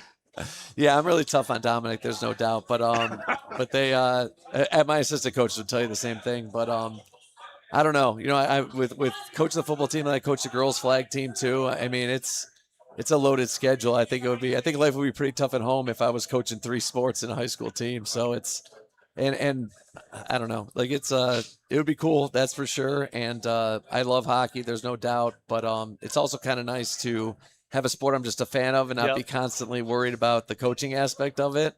Because I know even when I was coaching St. Ignatius for hockey, I was still always like watching it as a, how can we do similar stuff? What are they doing type of thing? And it's kind of nice to just watch. We're huge Penguins fans in my house, huge. Oh, that's good to hear. Huge. We're huge Pens, like out of this world Pens fans. So we go a few games a year and stuff like that. No, you probably agree with me. If Now we Mario said it Lemieux, about if 15 Mario minutes. Lemieux did not He's miss the greatest those hockey years, player of all he's the greatest time. hockey He player of is. all time. He's the most talented hockey player of all time. By far. There's no doubt. There's no doubt. Thank you. It's a smart man right There's here. no doubt. Yeah. Yeah, but you'll but I'm living in a household where, Sidney Crosby is the, closest thing to Jesus Christ on the ice rink. So can I, but before we set you go, can I tell you a story of, I was 5 years old when Sidney Crosby was signed. Well, I God, didn't I'm old. understand. I didn't understand how any of that worked. I did the same thing when I'm a Steelers fan when Ben Roethlisberger was drafted. Well, as now we're in separate pages. Yeah. So, yeah. So when Sidney Crosby was drafted, I didn't understand Mario Lemieux was like 40 years old. Yeah. But from my understanding was they were replacing Mario Lemieux with Crosby. I was in tears. My dad was yelling at me. We just got the best player that we could have gotten. You're crying. And then the way he convinced me to like Sidney Crosby was saying that Sidney Crosby was living with Mario Lemieux, which was true. Which was true. But it made me like Sidney Crosby. He's like his little brother. It took me years to it took me years to like Ben Roethlisberger as a player because I wanted Tommy Maddox to be the quarterback of the Steelers. XFL, baby. I was 5. So let me bring this full circle. So we started with a question about big time wrestling, okay? Yeah. That's why I'm a huge wrestling fan. It doesn't break your heart. I might go to bed at night and be like, oh, dog, I don't know, they should have man. did that Like, there's differently. been multiple times I was really upset. I was Like, when even- the Hulkster went NWO, that was a heartbreaking I was a moment big Bret for me. Hart fan. The Montreal Screwjob sent me back. But at least as an adult, I could be like, okay, I disagree with that storyline, whatever it is, right? I was gonna say you could dislike the My little script daughter writers. at SummerSlam a couple years ago, I kid you not, Madeline Rose, when Rhea Ripley lost, she cried her eyes out while we were there. You know what I mean? Oh, yeah, here? When it was oh, here? yeah, she was bawling. Yeah. But So we lose but- our minds when Roman came out, though. A big Roman Reigns household. exactly. So that's... But that's why we Oh, watch you're it, putting up because- the ones and Oh, hell everything? yeah. You're damn right we were. My son was losing his mind. It was. I love that. SummerSlam was great. No, my whole point is so it doesn't break your heart though. So it's like you mentioned that, right? So here's the thing. I was not a big Tim Couch. Now we're way off track. I was not a big Tim Couch guy. I was huge Kelly Holcomb. All right, love Yeah. Kelly Holcomb. Oh, Okay, yeah, I get that. They were Weird guy to love. They were smoking Pittsburgh in that playoff game until Tommy the Machine Tommy Gunn. let them all the way back. That and this, with me being 44, I've been through all the heartbreaks: the shot, the fumble, the drive, LeBron leaving, Jose Mesa blowing it in the ninth. Like I've seen every flipping Cleveland heartbreak you could think of. So I understand his point. Like the heartbreak of sports is just gut wrenching. Yeah. I'm going nowhere with this. I just wanted to Yeah. Well, hey There's Vince, nothing like before it. you cut me loose, you guys talk all offense all the time. I'm really excited about how our defense is going Thank to be you. this year. I mean, Dan Zolkowski, our defense coordinator, does a phenomenal job, but we got a lot of returners coming back on defense, and I'm really happy with where they're headed. And I think, for us, that's going to be the difference makers to have a successful team. We traditionally have a good offense, but if we can put it together on both sides of the ball with special teams, then I think we have a special season. Are there any kids that you expect to have a big impact on the defensive side Yeah, of the ball? all 3 of our linebackers come back. So Bryce Bunner's a senior, Dominic Swanson's a junior, Cooper Booth's a senior. So them, and then the combination of that and our defensive line is senior laden as well, with Zach Frederick and Josh Hartman on the ends. And then on the back end, we already talked about Nick Reese and Andre Alexander. They come back and they play defense as well. But then Mason Nichols-Price and Darius Alexander are safeties that we expect a lot of things from too. So, to me, that'll be the difference maker. If we play really good defense this year, which our coach has done a phenomenal job and his staff has done a great job, then I think that it could be a special year for us. No, I completely agree, and that's the tough thing in articles. And I'll say this as a writer. When we're announcing a game, we can talk about everybody we see on the screen. Yeah. When you're writing I get about it, I only get like 600 words. I get it. And I hear it from the parents. Trust me. Oh, no, I get that. It's I get so that. hard. Believe It's me, like, I get that. I can't believe, this kid made this tackle and this. Look, if a kid makes like 4 sacks or something, Sure. I want him to get the popcorn that week. Sure. You know what I mean? Like we go all out, but it's so tough. So I'm actually glad you mentioned that. You know, because I've had the place kicker's dad send me, not on Berea, but a different school, like send me a message. Oh, our once. kicker will be really good this year, by the way. Deshaun, he's awesome. you. Yeah, I he'll be love great. kickers. Special He'll be teams great. is my thing. That's awesome. It's huge. It's a huge deal. He talks about it every game. Well, speaking It's of hilarious. Difference maker. It's totally underrated. The difference between Don't making a bring up- 30-yard field goal and an extra point, I mean, It's that's huge. 2 points. Or that could missing win an you the extra game. point is a Right. big deal. Don't bring up onside kicks. So Don't. we jinxed you guys last year. Sorry about that. It's not your guys' fault, let me tell you. But he was at a wedding. I was at a Romanian wedding. I Yeah. missed that game. It was the best game that we covered all year. And Not for me, my man. How'd you try? Well, no, Just kidding. obviously I know. Were you sick to your stomach otherwise? Yeah, it was bad. How did that happen? It was bad. It was bad. Well, you know, again, it's the things you can control, right? I mean, we were in the red zone twice, in tight red zone, got stopped twice, and didn't get points. I mean, that's a huge deal. I think, especially when you had time to put a team away, because we were already up 2 scores at that point. So there was a lot more things that go into a game than 2 onside kicks. There's no doubt about that. So I think that becomes the focus when it stands out like that. But they had a really good quarterback. Their coaching staff did a nice job, and I should have done a better job as a head coach. So that's how it works. We had a kid, Mike Rogers, who was actually with us when we began. And then he's kind of, went away, wants to start a family and stuff, which is completely understandable. But he was at a wedding. So I said, hey, Mike, come on the broadcast. He hadn't done it in like 4 years, right? That was the one game he did with us last year. Sends me a message the next day. He's like, I'm hooked all over again. He's like, are all the games this good? I'm like, no, man. I'm like, you got a once in a lifetime. You know what I mean? But honestly, I know I've already repeated this 50 times. Thank you again. Oh, you're welcome. I'm Thanks sure for it's, having me. I really appreciate it. You guys are great.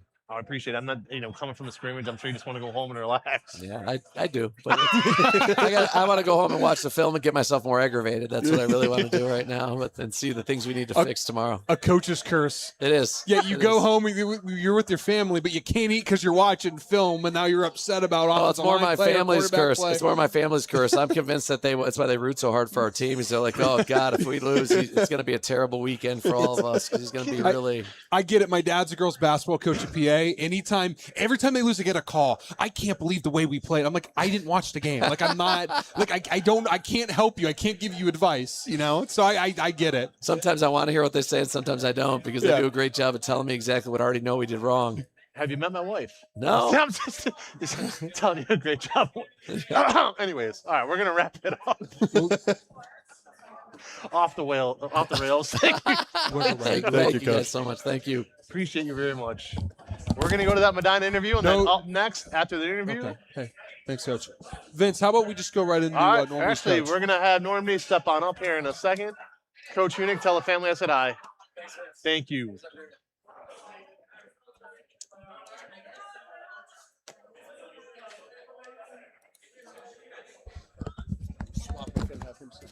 Okay. Hey, Coach. Have a seat. Long drive from Amherst. Thanks for coming in. Appreciate you. All right, time for the main event of the evening here. Our Normandy head coach. And we have the Normandy helmet right here. It's been sitting all day right all here. night. Been waiting for you, man. Appreciate it so much. How'd it go tonight in Amherst? It was a rough one, but you live, you learn, and it wasn't a real game, so you just move on to the next week. Yeah, and it truly isn't. Scrimmages, get all that stuff on tape, watch it, move on. This is pretty cool. I'm gonna actually let Dom or Brandon ask the first question. Yeah, I kind of gave a look at your background coming in as a new head coach for Normandy.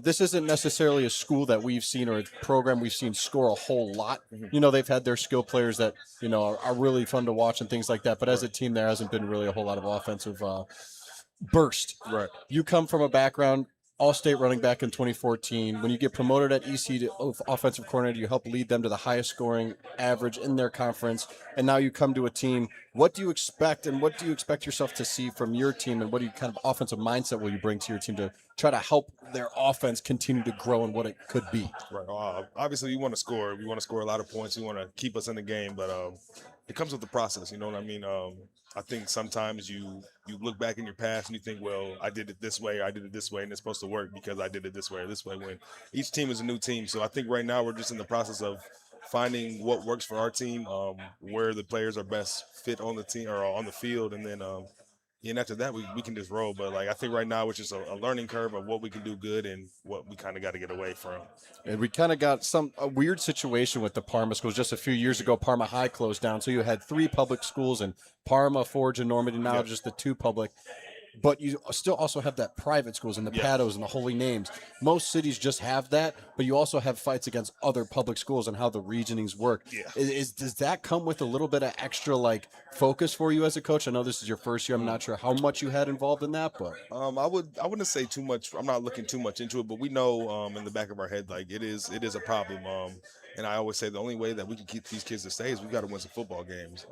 And it starts with coming to practice every day. It starts with working hard every day. And then ultimately, if we don't win the game, let's compete. Let's make it a 27-26 game instead of a 43-0 game. So as long as we're competing and we're putting good product on the field, I think we can get a lot of these kids to stick around. What drew you to Normandy? Like, what was like, man, this is my gig. I got to go get it. I got to go coach these kids. This is my mission. It was just one of those things where like you said, Parma, Normandy, and in general, they haven't had a winning culture consistently. And I've come from winning my entire life, and I just figured, maybe not figured, but I just think that they deserve to win. They deserve to put in the work. They deserve to understand what it takes to be a winning program. And I think that's the best thing, or the most, I guess, appealing thing for me was when you don't win all the time, you're willing to do whatever it takes to win. And I think that's what drew me to it.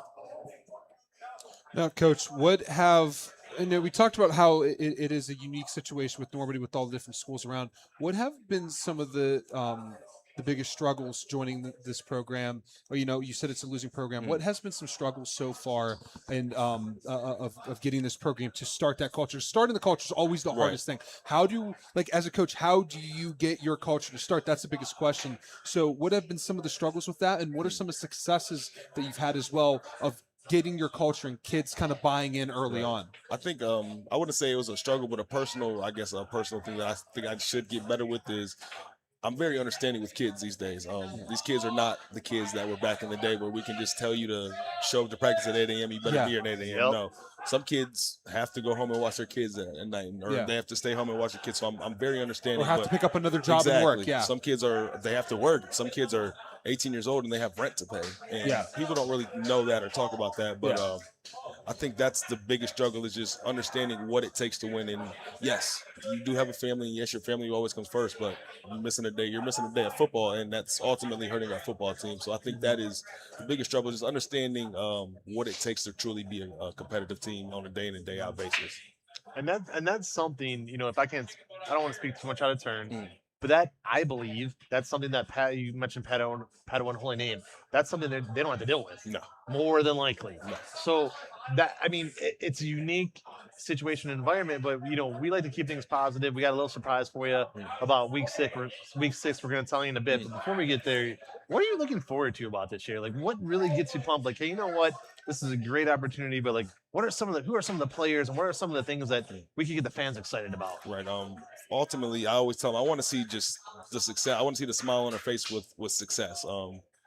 It's easy to just go and, we always say, self-sabotage yourself when you lose all the time, when you think, oh, it's just another week, but these guys can play football, and the skill is not the problem. It's just everything else that comes with winning football. So I'm ultimately just waiting for them to kind of just put it together. When we put it together, we're going to be a very good football team.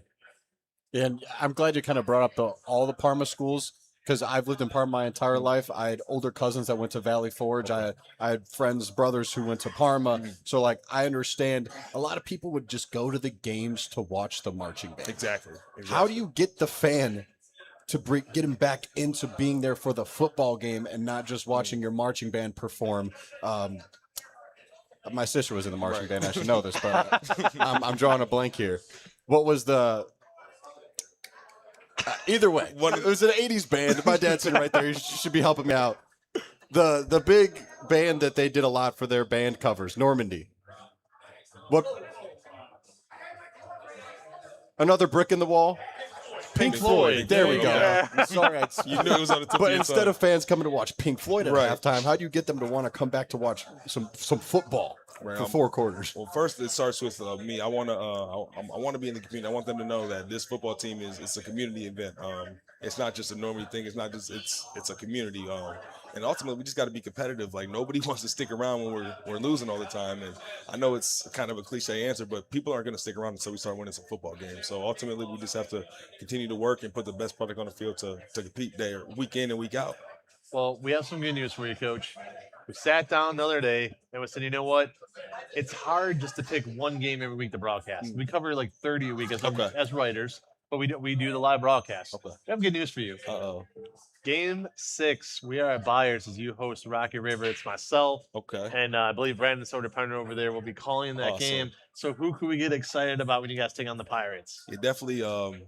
Cam Hayden is someone that has just stuck out all summer long. He's someone that honestly we have been so hard on Cam, and we've kind of made Cam start over every other week because he's just that type of player. But he is persevered. He's someone that I'm really relying on this year. And after seeing what he did today in the scrimmage, there's no reason why he can't be a all county or all conference player.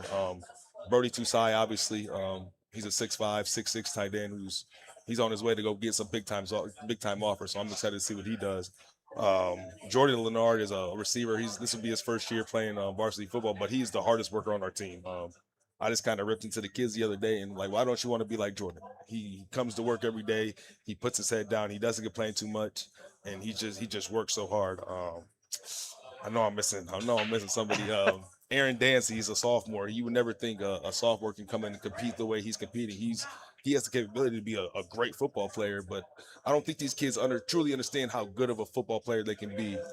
So it's just also just instilling that belief in them and making sure that they know that the work that they're putting in is going to pay off. Belief is huge. You know, as a father of a little girl going into 7th grade and 5th grade, that's constantly what I teach them. I know you guys are smart, you know what I mean? But at the same time, believe that you're going to get an A on that test. Because when you go in with that negative attitude, that's kind of what's going to happen. Stay positive. So I try to ask every coach I've ever spoken to, I try to pick like one off-the-wall question, hoping that no one has ever asked them that before. So this is the best I can come with, and if it sucks, I apologize. But okay, Byersfield is not easy. That wind is nasty. And so many stadiums are kind of cookie cutter. You know what you're dealing with. Byersfield, you don't know what you are getting. And I'm talking, guys, as early as September, you might be dealing with windstorms. How in the world do you prepare for something like that? That's a good one. Yeah, that's a good one. I think it's just one of those things where you overly prepare. Sometimes I know it's more in the NBA setting, but sometimes you practice an NBA play all year long, but you don't run into the NBA finals. It's the same thing. We got to just make sure that we're putting it in our practice plan. We got to make sure that we're working on our extra points, our field goal, and just honestly just going with the Ohio weather, right? Yeah. You never know what it's going to be. Like, it was gloomy all day. I thought it was going to rain, and the sun popped out when we started scrimmaging. It's just you mentioned the NBA comparison, but it almost reminds me of like high school basketball when you're used to like the wall being right behind the backboard. You took my example, and then they go to states. And then you play, and then maybe it's a team that it's an open end, or has like kind of like the college or NBA hoops. And then your depth perception's off, and your air ball. It's like, what is going on? It's like it almost feels like the same thing because that stadium is not just elevated, but it's really open. It's huge. Yeah, it's huge. And luckily, we got to practice on it all summer. I know it can be difficult coming from Normandy to Grassfield or Valley Forge to Grassfield to going to Byers just 1 or 2 days a week, and then having to play a game on Friday night.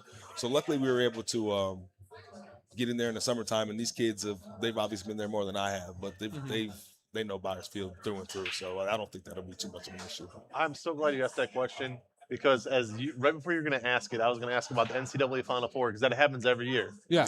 Every year they play these big football stadiums, and all of a sudden it happened during the bubble in the NBA. They had a back behind the backboard, and then you had guys like it was a guy for the Pacers who was a bum. Was hitting threes. He scored 30 points a game. Or vice versa. Bubble TJ Warren is a legendary basketball player. Leave him alone. But you have like Duke University scored 80 points in the regular season. They get to the Final Four. They barely scored 50 because it's the different elements. Coach, we really appreciate you driving all the way in from Amherst to do this. I mean, this was really cool of you. You know, and then when I emailed you, I think you got back to me in like 4.5 seconds. So I was like, this guy's sitting in front of his computer. Yeah, you know? I tried my hardest to stay in contact with you guys. I appreciate everything you guys do. It takes a lot to cover high school sports. There's so many high schools in Northeast Ohio and in Ohio in general, and I do think Ohio is a top 2 sport in football or a top 2 state in football. So, I just appreciate everything you guys do. Well, I'm sitting next to the guy from Pennsylvania who might disagree, but I've here always we had. go. I'll disagree with you on Texas. that, yeah. I've always had Texas 1, probably Florida 2, Florida, yeah, Ohio 3, exactly, yeah. Alabama's up there, Georgia. But yeah, no doubt about it, Coach. And you're now a friend of the show. We appreciate definitely. you. And we're gonna talk to you before the game on the field, probably about an hour before the game Okay, starts. sounds We good. won't get in the way. But I just wanted to give you the Thank you heads up. again. Thank you what again, are these guys guys. doing? I appreciate you coming Yes, out. sir. Thank you. Thank you.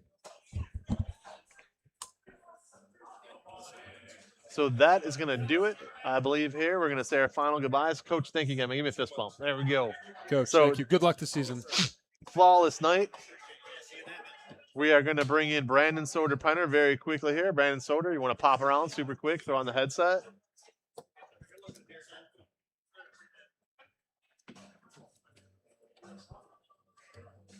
Hey guys, what do you got going on? Oh, hey, Brandon. We're going to bring in Tyler, one of our top writers here. Just come on the camera. Are you kicking me out? No, you're staying put. okay. You're staying put. It's a cool show you guys got going on. Brandon, this is fun. this is your doing tonight, man. Good job. I appreciate it, guys, and y'all make it easy, right?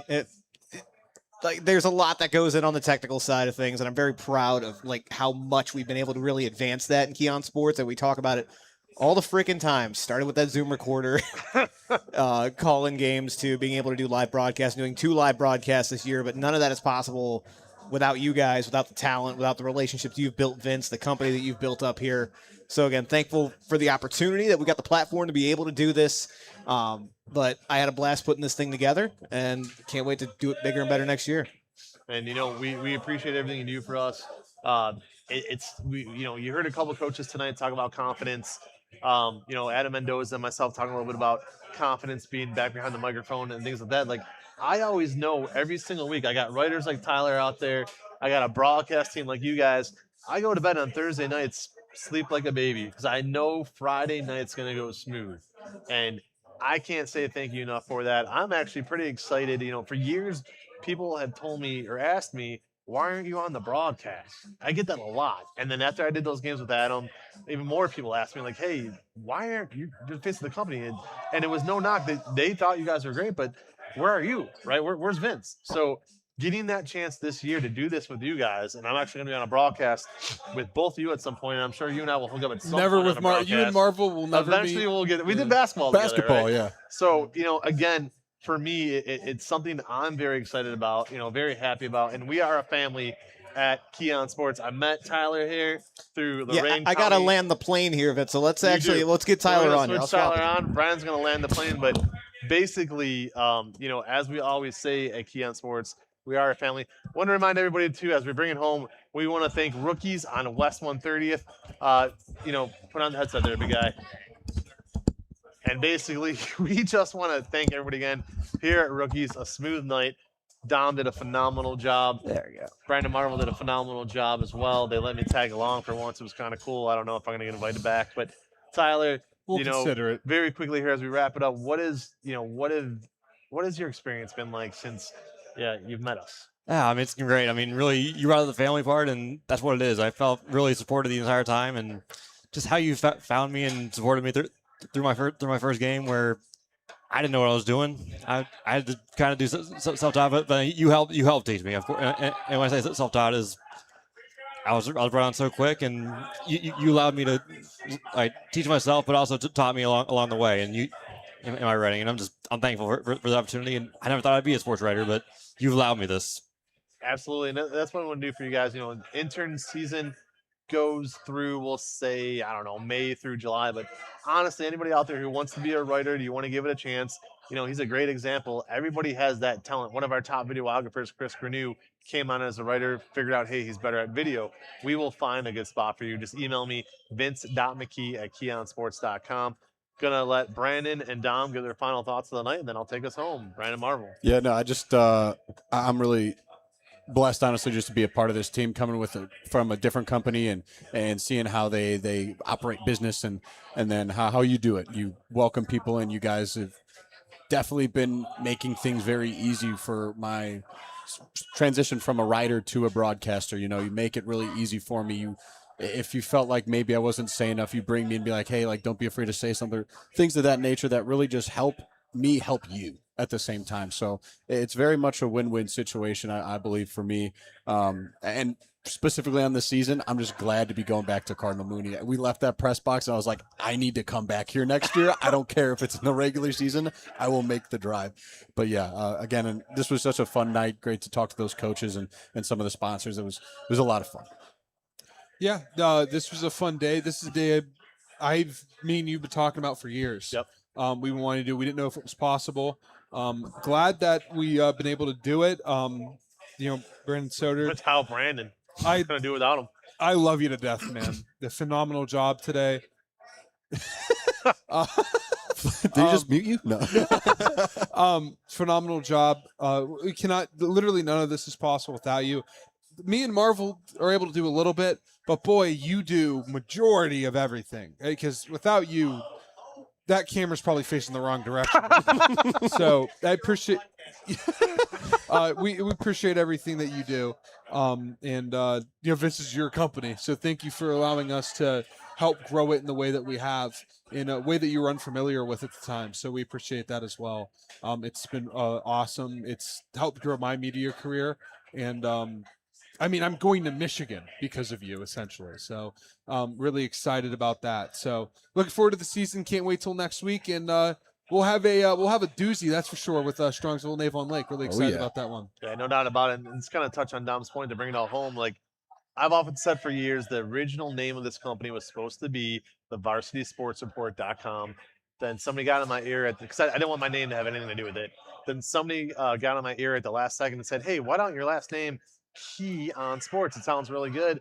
Then I got the logo and I'm like, "Oh man," I'm like, "This thing's gonna be called Kee On Sports." And like, but for years everybody's like, "Oh, Vince McKee, Vince McKee, Vince McKee." It's not just me, folks. On a normal Friday night, I kid you not, I can show you our roster. I'm responsible for about 55 different people, whether it's broadcasters, editors, photographers, videographers. The list goes on and on. And as I said about an hour ago, whenever it was, one of the things I never have to worry about is my broadcast team. And it's funny because Brandon and I, and really we're in this group chat, we talk constantly. And ironically enough, I think Fridays might be the day we talk the least because I wake up on a Friday and I'm like, all right, they got it covered. Let me worry about everything else going on, So truly appreciate everything these three guys do. And again, I'll say it one last time to bring us home. I understand the name of the company is Kee On Sports. I get it. But we are a family to the extreme. Pittsburgh Pirates reference for you there. We are definitely a family here.